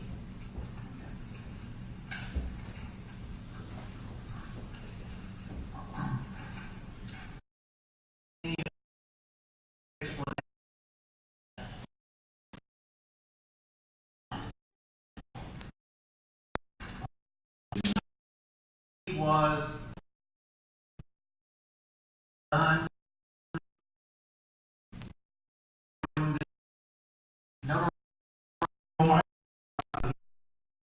And sort of gloating about it.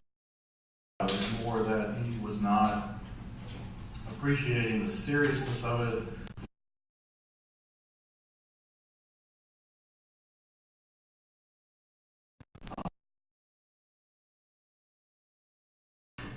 Dr. Montgomery, did you base your analysis on the DSM-5? Yes, And that is the Diagnostic and Manual 5th edition, correct? that is what we use in our clinical practice, yes. And how many different mental conditions are referenced in that manual? I don't know off the top of my head, but hundreds. Perhaps thousands? I guess it would depend on how you split hairs. There's many different The subsections. subsections? Yes. I'm sorry, I didn't mean to talk over you. Apologize for that. Because there are some major headings in these subsections like schizophrenia, schizoactive, schizoaffective disorder as a subset, correct? Correct. Okay. And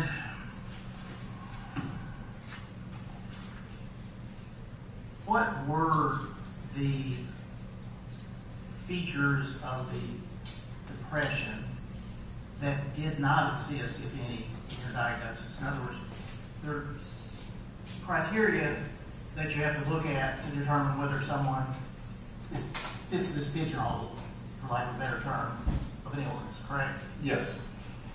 What ones were not present, if any, in the Well, for depression, he talked about having, chronic depressed mood, feelings of worthlessness, feeling suicidal, having difficulty with sleep and concentration, probably not being able to enjoy things the same way, having sort of a negative viewpoint of the world and life in general. Probably not so much talking about changes in appetite or energy, which could be affected in depression. So those are maybe the two that stand out a little bit. But some of his is complicated because there's overlap with other conditions. So a person who has bipolar in both manic and depression, well, the mania could cause the energy to be too high at times. But that was not something pronounced. He talked about being, he did talk about nodding off because he wasn't sleeping well, but he wasn't describing sort of chronic fatigue.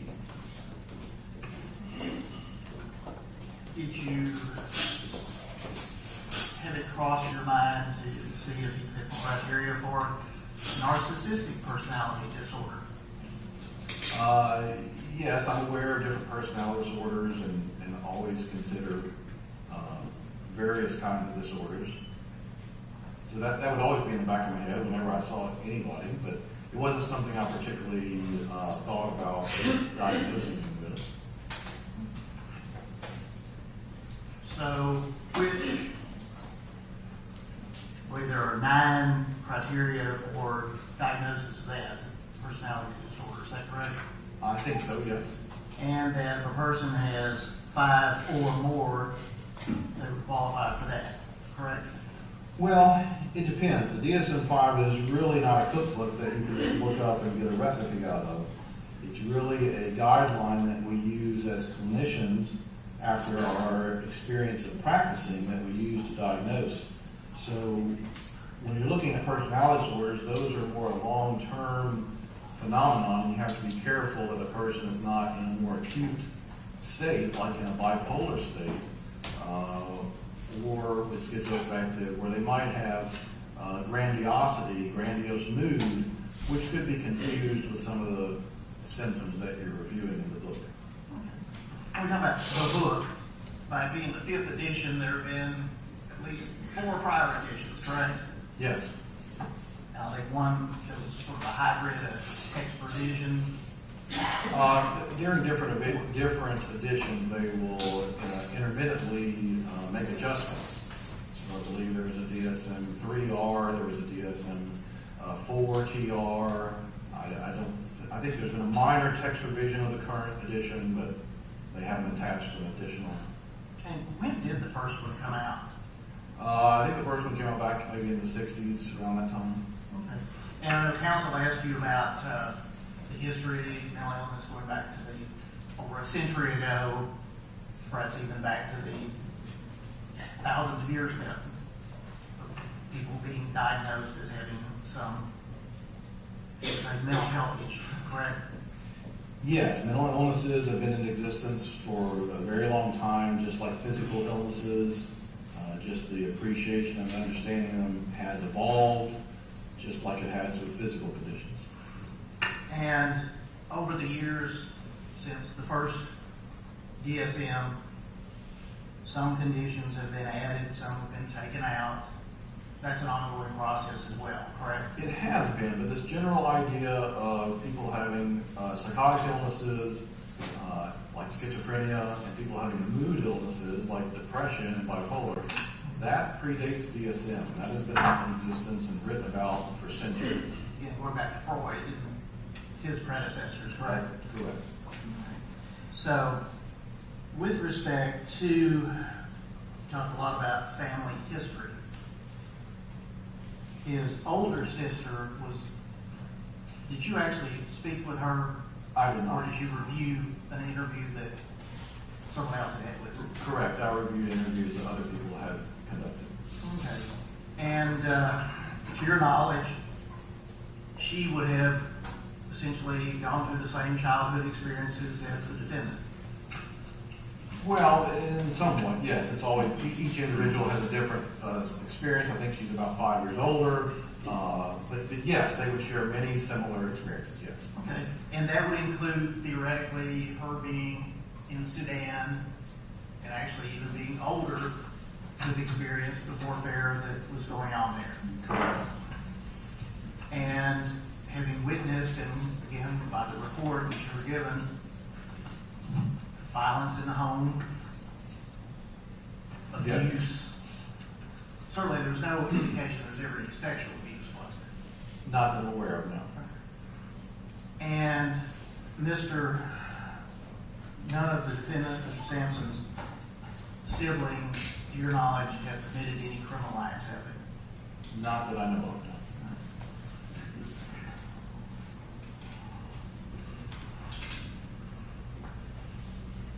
Now let's touch a little bit, just for a few minutes, a few seconds maybe, on the idea of malingering. Exaggerating, and some people with true mental illnesses go the opposite way, correct? What's called faking bad, faking good. Well, some people might be more guarded and they might not talk about their symptoms, especially people who are paranoid. Yes. And even in the reports, both from, looking particularly at the medical records from Vanderbilt University, the physician who treated him there, with your reference with physician, felt his lack of interaction appeared to be purposeful on his part. Recall, I believe that's on page 7. Yes. And here we know, Mr. Samson did suffer essentially, although the report says 2 gunshot wounds to the left chest. It was actually 1 entrance and exit wound, flesh wound. Is that your understanding? Yes. All right. And would not answer questions, less responsive than expected. And this was mere hours after the incident, correct? Right. These doctors were not psychiatrists. I think, again, dissociation is a more rare phenomenon, and I don't think they would have been, that would not have been on the forefront of their mind that he might be having that type of reaction. So I think it struck them as odd. I think that's why they documented it, that he had an odd affect. So they noticed something was unusual about it. Their interpretation was that maybe he was just purposefully doing that. But I think as a psychiatrist, when you look at the whole complete picture, it does seem to fit with him being in somewhat of a dissociative state. So had you been there at the hospital, you would have been able to diagnose that immediately? Well, no. If I was just a treating person and just having met him and didn't have all this history, I spent a lot of time on this case, over 20 hours, reviewing all these records, seeing him over a span of time. I know that he went and sought treatment 3 years before this ever happened. These doctors on the scene didn't know any of that. Next question. Does everyone in medical school have to have at least a class or course in psychiatry? Yes. Defendant has had at least 1 or more courses in psychiatry as well, correct? No, I think he took some undergraduate courses in psychology. Psychology. And of course, psychiatry is a much more higher elevated pursuit because you have to be a medical doctor, correct? Well, it's different. I mean, psychiatry is a subspecialty of medicine. Psychology, people could take a few psychology courses in college. I did myself. I did not get, my degree was not psychology, it was in biology. And then some people will go ahead and get a PhD or a doctorate in psychology.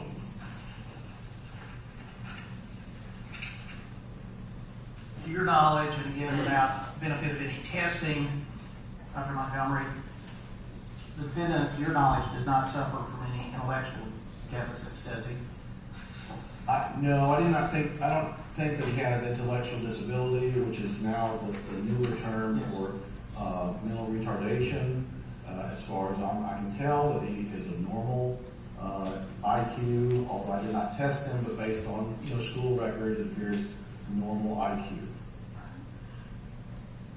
And without any testing, possibly could even be higher than normal. What is normal?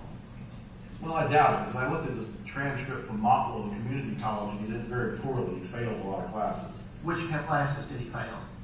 A lot of them. English, biology, English literature, biology. Which He got a classes did he C, fail? he got a C in psychology. Okay, so he did better in that than the other classes. Yeah, that's typically, I remember it being sort of an easier class, and biology was one of those weed out classes. You had to be really smart to survive that. Which you obviously did. That's right. The defendant had relationships, correct? He had a girlfriend Yes. and had a job. Would you, He was employed or had been employed. he had some jobs. His employment record was not stellar, but yes, it bounced around with some security jobs, and I think maybe delivering pizza, but was really kind of floundering. Mr. Montgomery, going back a little bit to the DSM-5, how many people would you say, or if you have knowledge of this, are diagnosed with bipolar disorder in the United States? Is it hundreds, I don't thousands? have the number off the top of my head. I mean, schizophrenia is thought to be more rare, maybe 1% of the population, but depression is much more common. Maybe 5-10%. Bipolar is going to be in between. So not as rare as schizophrenia, but not as common as depression. And a person with both of those conditions With like the schizoaffective. Yes, Your Honor. Yes, Dr. Montgomery. A little more rare, yes. Schizoaffective would be a little more rare than bipolar, but maybe not as rare as schizophrenia. But again, there's a lot of overlap between those two conditions. And of whatever that number is, very few of those people commit homicides. Would that be correct? That's correct. And I believe one of the tenets or concepts that you talked about with schizoaffective disorder was his reaction to anger. Yes. Did I hear that correctly, that he would have a distorted view or reaction to people Right. who were angry at him? Well, or he was having difficulty controlling his own anger or temper. That's one of the reasons he went and saw the therapist, and then the girlfriend had talked about having episodes of anger discontrol, punching the wall, and not really realizing he had got that angry. To your knowledge, there was no one at the Burnett Chapel Church of Christ who was angry with this defendant. Not that I know of, no.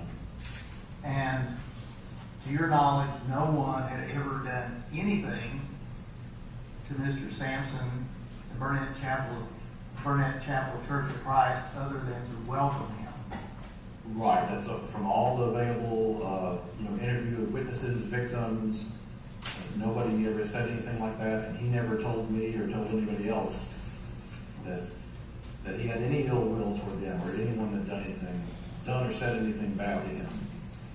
In fact, you may or may not know this, but that he had gone there a number of times with friends, Right, I knew that he had attended it previously, yes. and he helped out in their vacation Bible school. I didn't know that detail, but I knew that he had attended. And so, would it therefore follow that he would have known the services, the time, the people who would be there?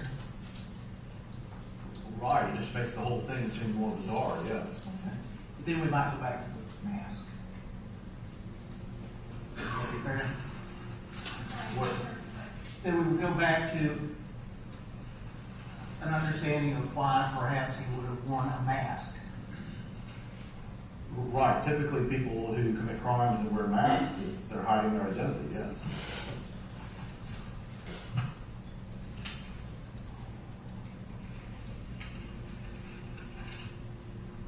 things that talked about post-traumatic stress disorder, PTSD. I'll probably get the letters confused, as I usually do, but was that based in combination with what he told you he recalled as a child from Sudan, his upbringing, or was there some one definitive thing that caused him to suffer from that? No, I don't think it was in one incident. So I think it was the traumatic experiences of his home country, but as well as the abuse that he experienced as a child.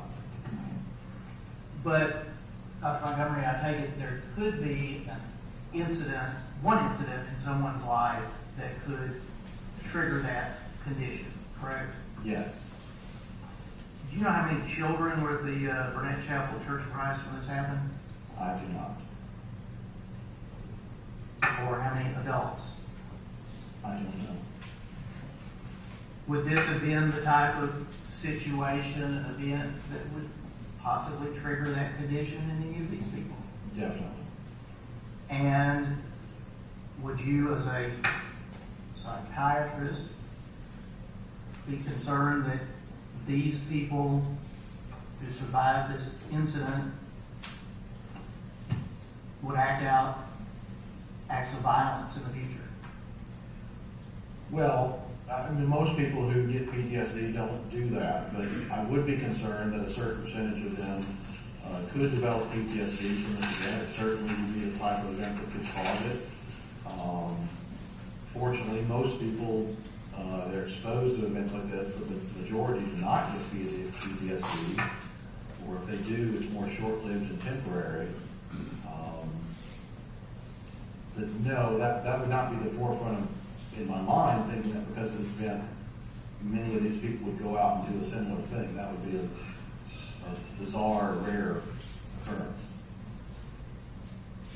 Because one of the things you look for is the connection, correct me if I'm wrong, between mental illness and the crime. Yes. You said once again, people who have experienced an incident like this, what studies have been done, to your knowledge, of following people who have experienced essentially a gunman coming to their church and shooting at people on Sunday morning? Well, again, so a certain percentage of them are going to develop PTSD, depression, other types of mental illness. Now, maybe you misunderstood. You said in situations like this, other situations like this, and again, I'm back to what other situations like this have there been studies done as to the effect on the people who are the victims? Right, I thought that's what you were meaning, like other Church shootings, school shootings, other shootings in public places. I think that there's been a certain percentage of those victims or people exposed that do develop mental health problems. I don't know the exact percentages of which ones have been studied, which ones have not. But You would expect that. yes.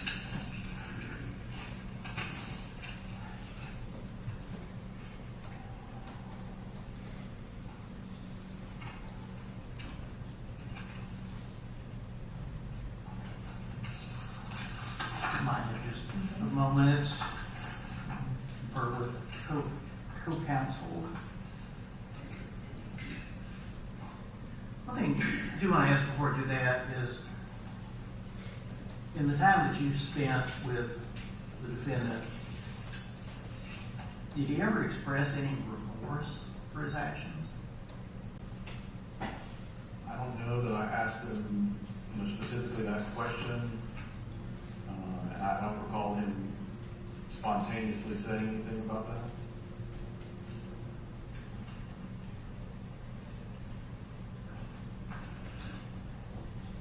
So the answer is no. Not that I recall. No. At this moment, Your Honor.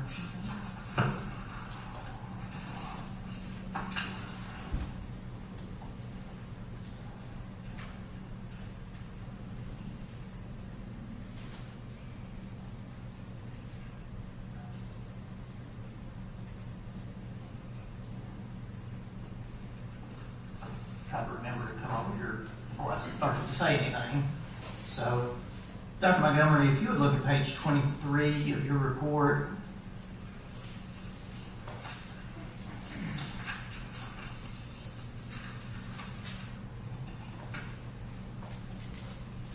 And just to follow up on what I asked you a little bit about before, and we had about the note, the third paragraph from the bottom.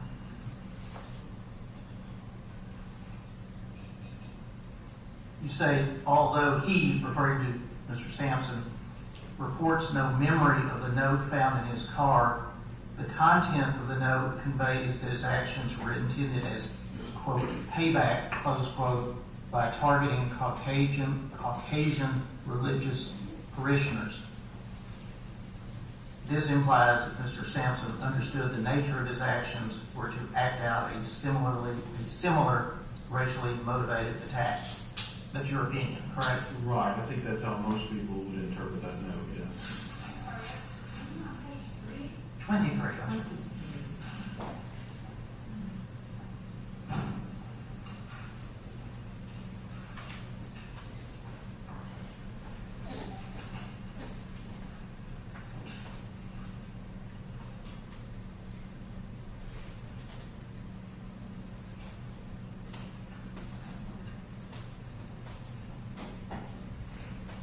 Officer, I believe it may be in your report, but did you see the defendant face to face more than just one time? No. So the 2.9 hours was at one meeting, correct? One sitting, yes. Okay. Was that videotaped or audio taped? No. And so for that 2.9 hours, at no time did the defendant express any regret or remorse for his actions. Is that correct? I don't recall specifically asking about that or him saying anything about that. Okay. And since it's not recorded, we have to rely on your recollection, correct? Yes. You certainly did not make any note about that. I don't think so. Not if it's not in our reporting, then. That's all right, thank you. Can you redirect? Yes, sir.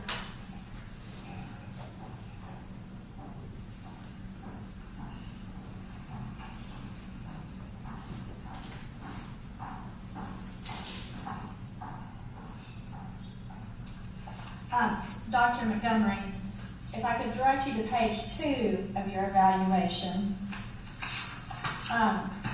Mr. Samson did express to you that while he's been in jail, he had had dreams about the instant offense and going back and stopping himself, didn't he?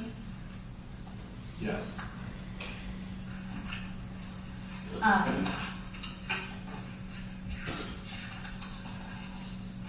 And on page 23, when you're talking about the note that Mr. Samson wrote, that's your speculation as to what the content of the note might mean, isn't it?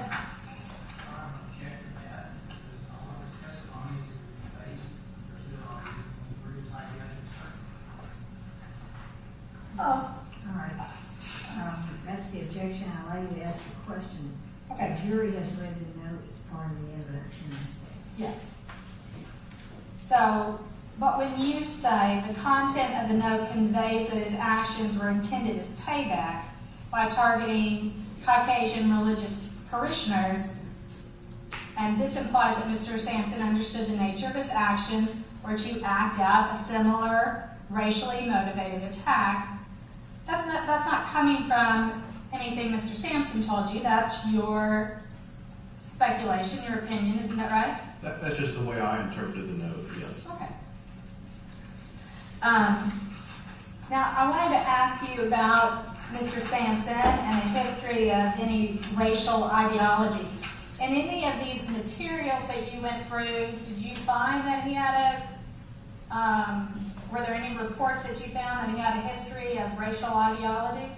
No, that seemed to be lacking. That's why I say it seemed more bizarre that he had gone to the church and was friendly, and then the only real evidence that it being racially motivated was this one little note, and then there was nothing from the rest of the investigation or history about him espousing such ideas or posting on the internet or belonging to, sort of racially hate groups or having, racially hate tattoos or being in gangs, or there was none of that in the history. And so how many, you said you've done hundreds, perhaps thousands of these forensic examinations on people? Yes. And in that history, you've interviewed people and done evaluations on people before that had strong ideologies in different subjects. Yes, I've seen people that have been part of gangs or had much stronger anti-ethnic group beliefs and that sort of thing. Okay. So you're familiar with what that would look like? Yes. And didn't you say when you testified initially that you trained almost every physician coming out of Vanderbilt on how to diagnose personality disorders? Yes, I provide a lecture to all the medical students coming through medical school over the past almost 20 years now. So personality disorders are something that you understand very well. Yes, it's very common in criminal work because we see a lot of people that have dissociative personality disorder and other personality disorders. So in forensics, we're more familiar with it because people with those kind of disorders often don't come to my office for treatment. It's only when they get in trouble that they get evaluated. And Vanderbilt University trusts you to be the person that teaches this to the medical school class. Yes, I think they think a person with forensic psychiatry background is better able to talk about these disorders because we see them on a week-to-week basis doing this work in the jails and the prisons. And how many people in your forensic psychiatry department? Well, our division has 2 forensic psychiatrists and 2 forensic psychologists. Okay. And so there's 2 forensic psychiatrists in your department? Yes. And you're board certified in forensic psychiatry, isn't that correct? Okay, sustain, this is a recross, this is a redirect.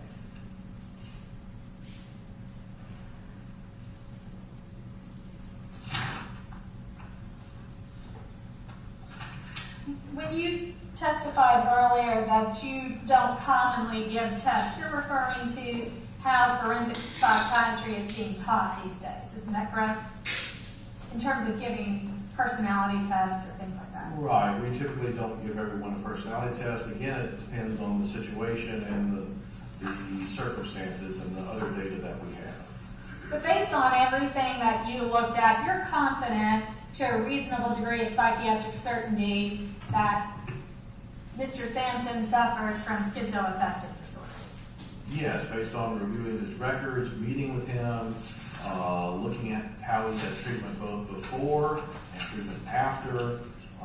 All the doctors were in agreement. They prescribed him similar medications, and you can see in the record how his symptoms have improved with treatment on 2 of the strongest psychiatric medications that we give anybody. Lithium and Zyprexa are very good psychiatric medications, but they're very strong and have lots of side effects, and there's few people in my practice that I would have on both of those medications together. So it's not just you that's decided this, it's also the jail medical staff that just...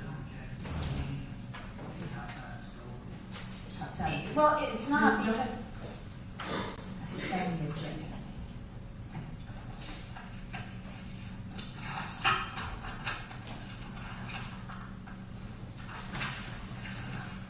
I would also say for the record, in terms of being outside the scope of cross-examination, if you look at the rule, it does not specifically say that redirect has to be only on the subject of cross-examination. Just for the record, that way. I made my ruling. Pardon? I made my ruling. Yes, Your Honor. And when you were discussing that people that were victims of this church shooting, they could also possibly develop PTSD, isn't that correct? Yes. But there's no way to predict who would develop it and who would not. Isn't Well, that there are right? some risk factors. If people have already suffered other traumas, they might be at more risk. But two people could have both been sitting in the church, one next to each other. One might develop it, one might not. That's right. The same that statistics affect anything. Lots of people catch influenza, but some die from it, some don't. That's true, yes. So just because one person suffers from a mental disease or suffers from PTSD, it doesn't lessen their suffering just because other people don't have PTSD or don't suffer from it. Right, people could still have suffering and not develop PTSD. No further questions. Any recall? All right, thank you. This ends the testimony of Dr. Montgomery. Okay. Thank you, sir. Let me begin. All right. This is All right, ladies and gentlemen, his CV is going to be Exhibit 2 to this hearing, and his report is going to be Exhibit 3, so that you will have those available. So, it is time to go to lunch. Do not discuss this. Do not form an opinion until it is finally submitted to you. Please leave your notebooks in your chair. We'll take about 45 minutes for lunch. We'll have you back in here about 1:15, and we'll hopefully finish up.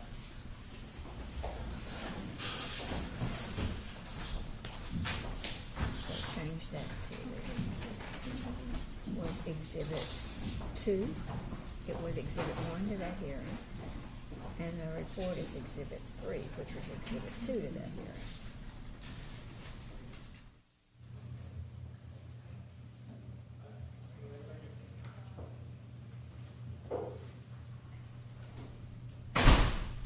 All right, Ms. Thompson, who's going to be your next witness? It's going to be our mitigation person. Okay, I just need an idea of what you're going to be asking her, because I do not want you to repeat anything that they've heard from the family or Dr. Montgomery. I know you're going to introduce the records, but we don't need to go over those things again. So I'm not sure what she's going to testify to.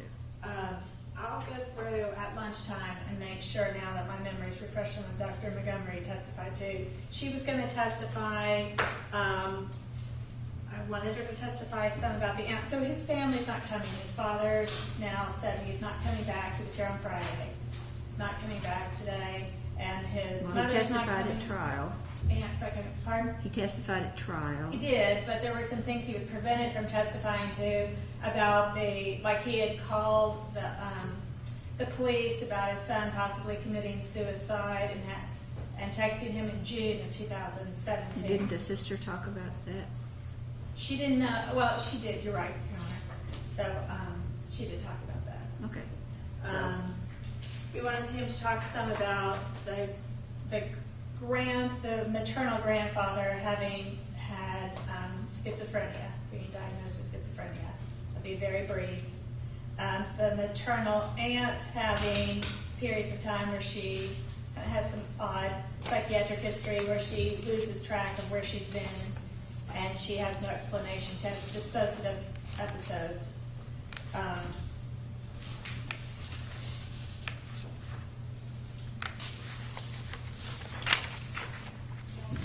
I want you to go through Dr. Montgomery's report too, because he does talk about. We've got the primary care records, we got records from CCA, family and developmental history. He did not remember about the diagnosis of the maternal grandfather.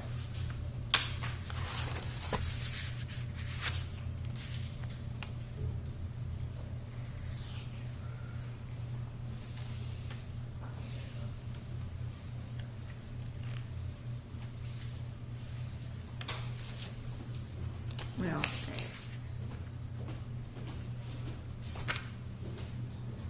okay, so once you call the mitigation specialist, then this is over?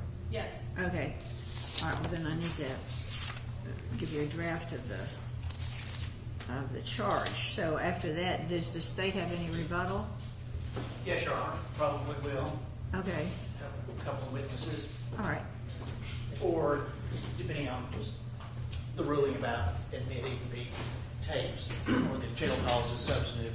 Okay, and why is it that they would now be substantive evidence? One, I have to make the finding pursuant to 623, but what is the purpose? How is it that it changes? I mean, they are still rebutting some of the things Dr. Montgomery said. Yes, Your Honor. Okay, so they're still coming in as prior inconsistent statements. Let him finish. Substantive as to the defendant's statements, the admission, would be our argument. It is impeachment, granted, that's, and rebuttal of the mitigation testimony offered by and through Dr. Montgomery, who, just out of curiosity, does he stay up there all the time? No, we have to Oh, take okay, down I the just- equipment. It's not an easy thing. I have two of them Okay. looking at me here. Well, no, we will take care of that shortly. Okay. All right, well, then I'll rule on that. Okay, now, Ms. Thompson, did you have something else? Well, I was just going to say, as far as Your Honor says, the court has read this. I have read it. I have read and it. Beginning with the, I've already said there's too many personal opinions in there that report's not going to the jury. and I would say any testimony, the hearsay upon whatever about maternal grandfather's schizophrenia would be too remote. All right. Okay. Your Honor, Yes, ma'am. I don't believe that what they're gonna say is a prior inconsistent statement of Dr. Montgomery. The telephone calls don't go to what Dr. Montgomery said. They don't impeach Dr. Montgomery.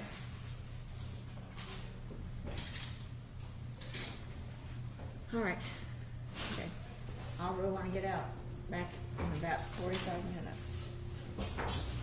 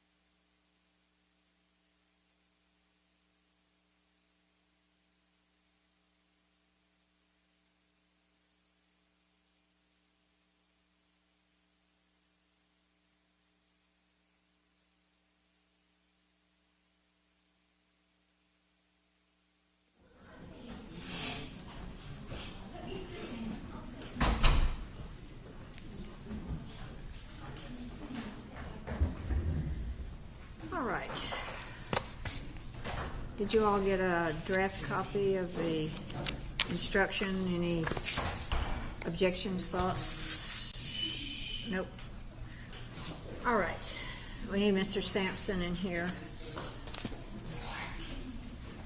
It's a very short charge.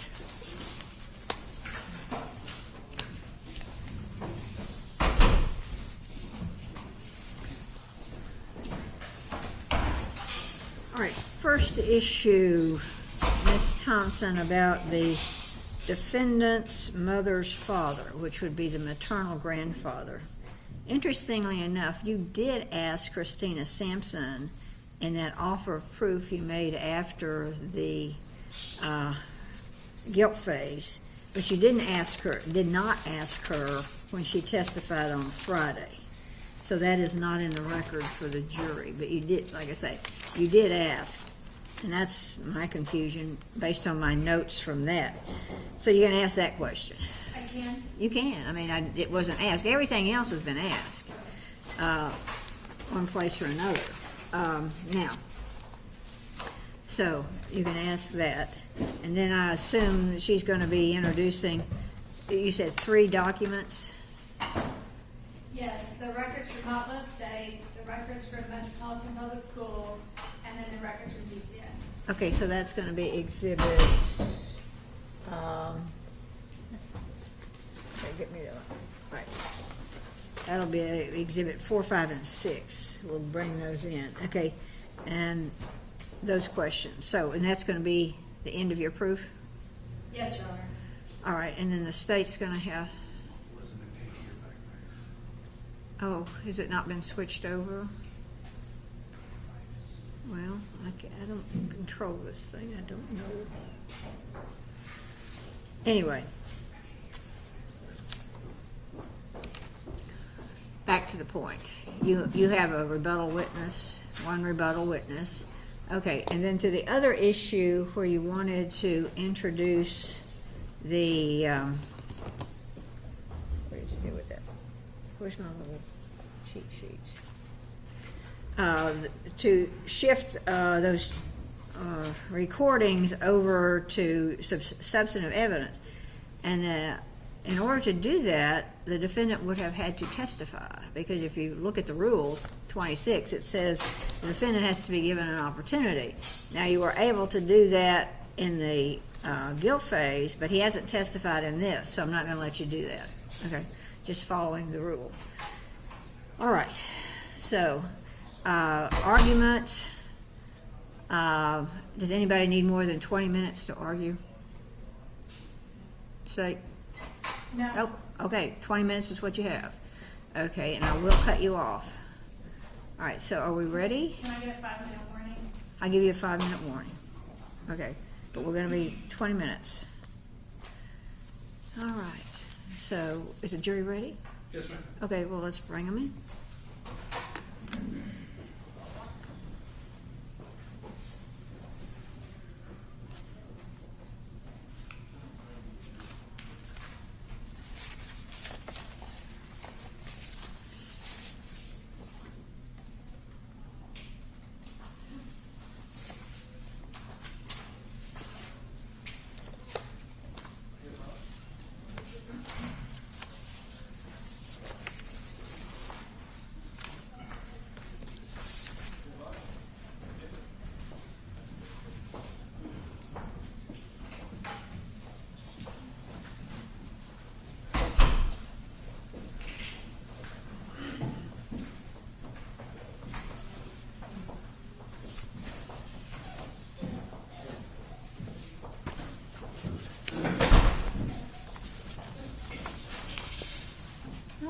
If the record reflects, the jury's back in the courtroom after the luncheon recess. We have finished Dr. Montgomery's testimony. Ms. Thompson, your next witness. Yes, we'd like to call Sarah Kingsbury, please. Okay, Sarah Kingsbury.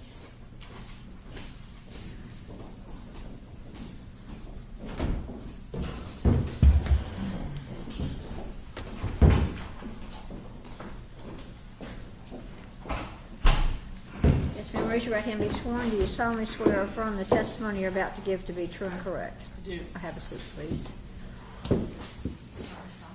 Would you state your name for the record and spell your first and last name? Sarah Kingsbury, SarahKingsbury. And I would like to ask you about, in this case, well, how is it that you're involved in this case with Mr. Samson? I am a private investigator. I'm also a mitigation specialist. Those two things are not necessarily super different. What we call mitigation specialist is really kind of a mitigation investigator. So Okay. it's looking into somebody's life history for purposes of sentencing or other matters. Okay. And were you in contact with you've interviewed family members in this case, is that right? Correct. And have you been in contact with Emanuel Samson's father? Yes, I recently? have. Okay. Yes. Is he going to be coming to testify today? He said that he would not. What about his mother? Is she going to be coming to testify today? She will not be here today. What about his aunt that lives in town or his cousins? She is not going to be here either. Okay. So in your investigation, were you able to find out any kind of mental health history on Mr. Sampson's maternal grandfather? That would be his mother's father. Yes. What did you discover? Well, I don't know if you want me to give any background or not.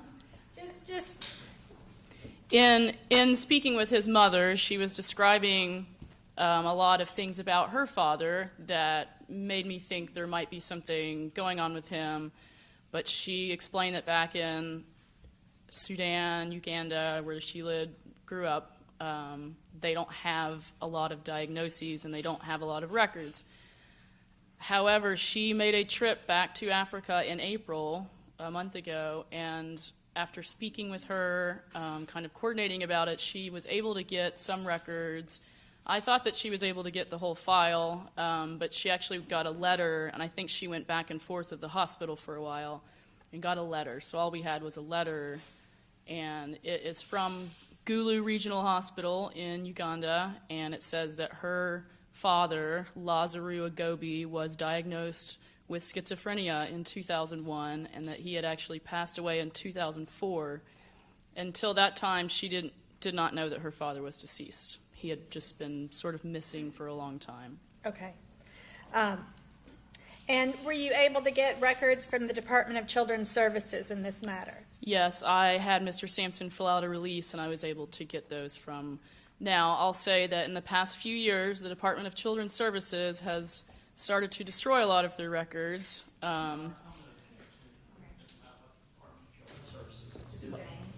Okay. So I'm going to pass up some records, and will you look to see if you can identify them? Yes, these are the records that I was sent that were still available in their file. Okay, and that's all that remains from the file? That's correct. Okay. Your Honor, I'd like to put that in the DCS records as an exhibit. Okay.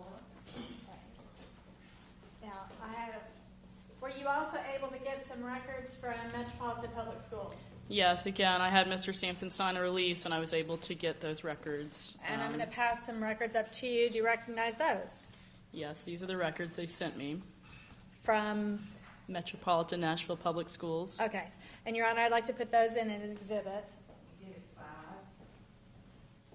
And then, now did he actually end up graduating from Metro Public Schools or?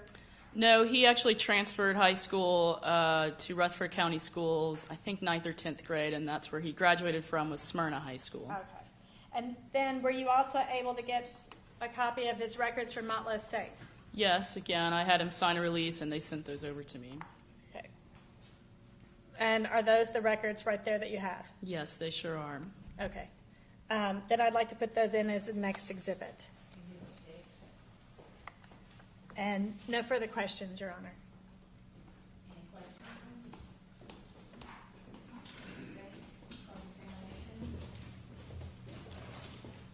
Very briefly,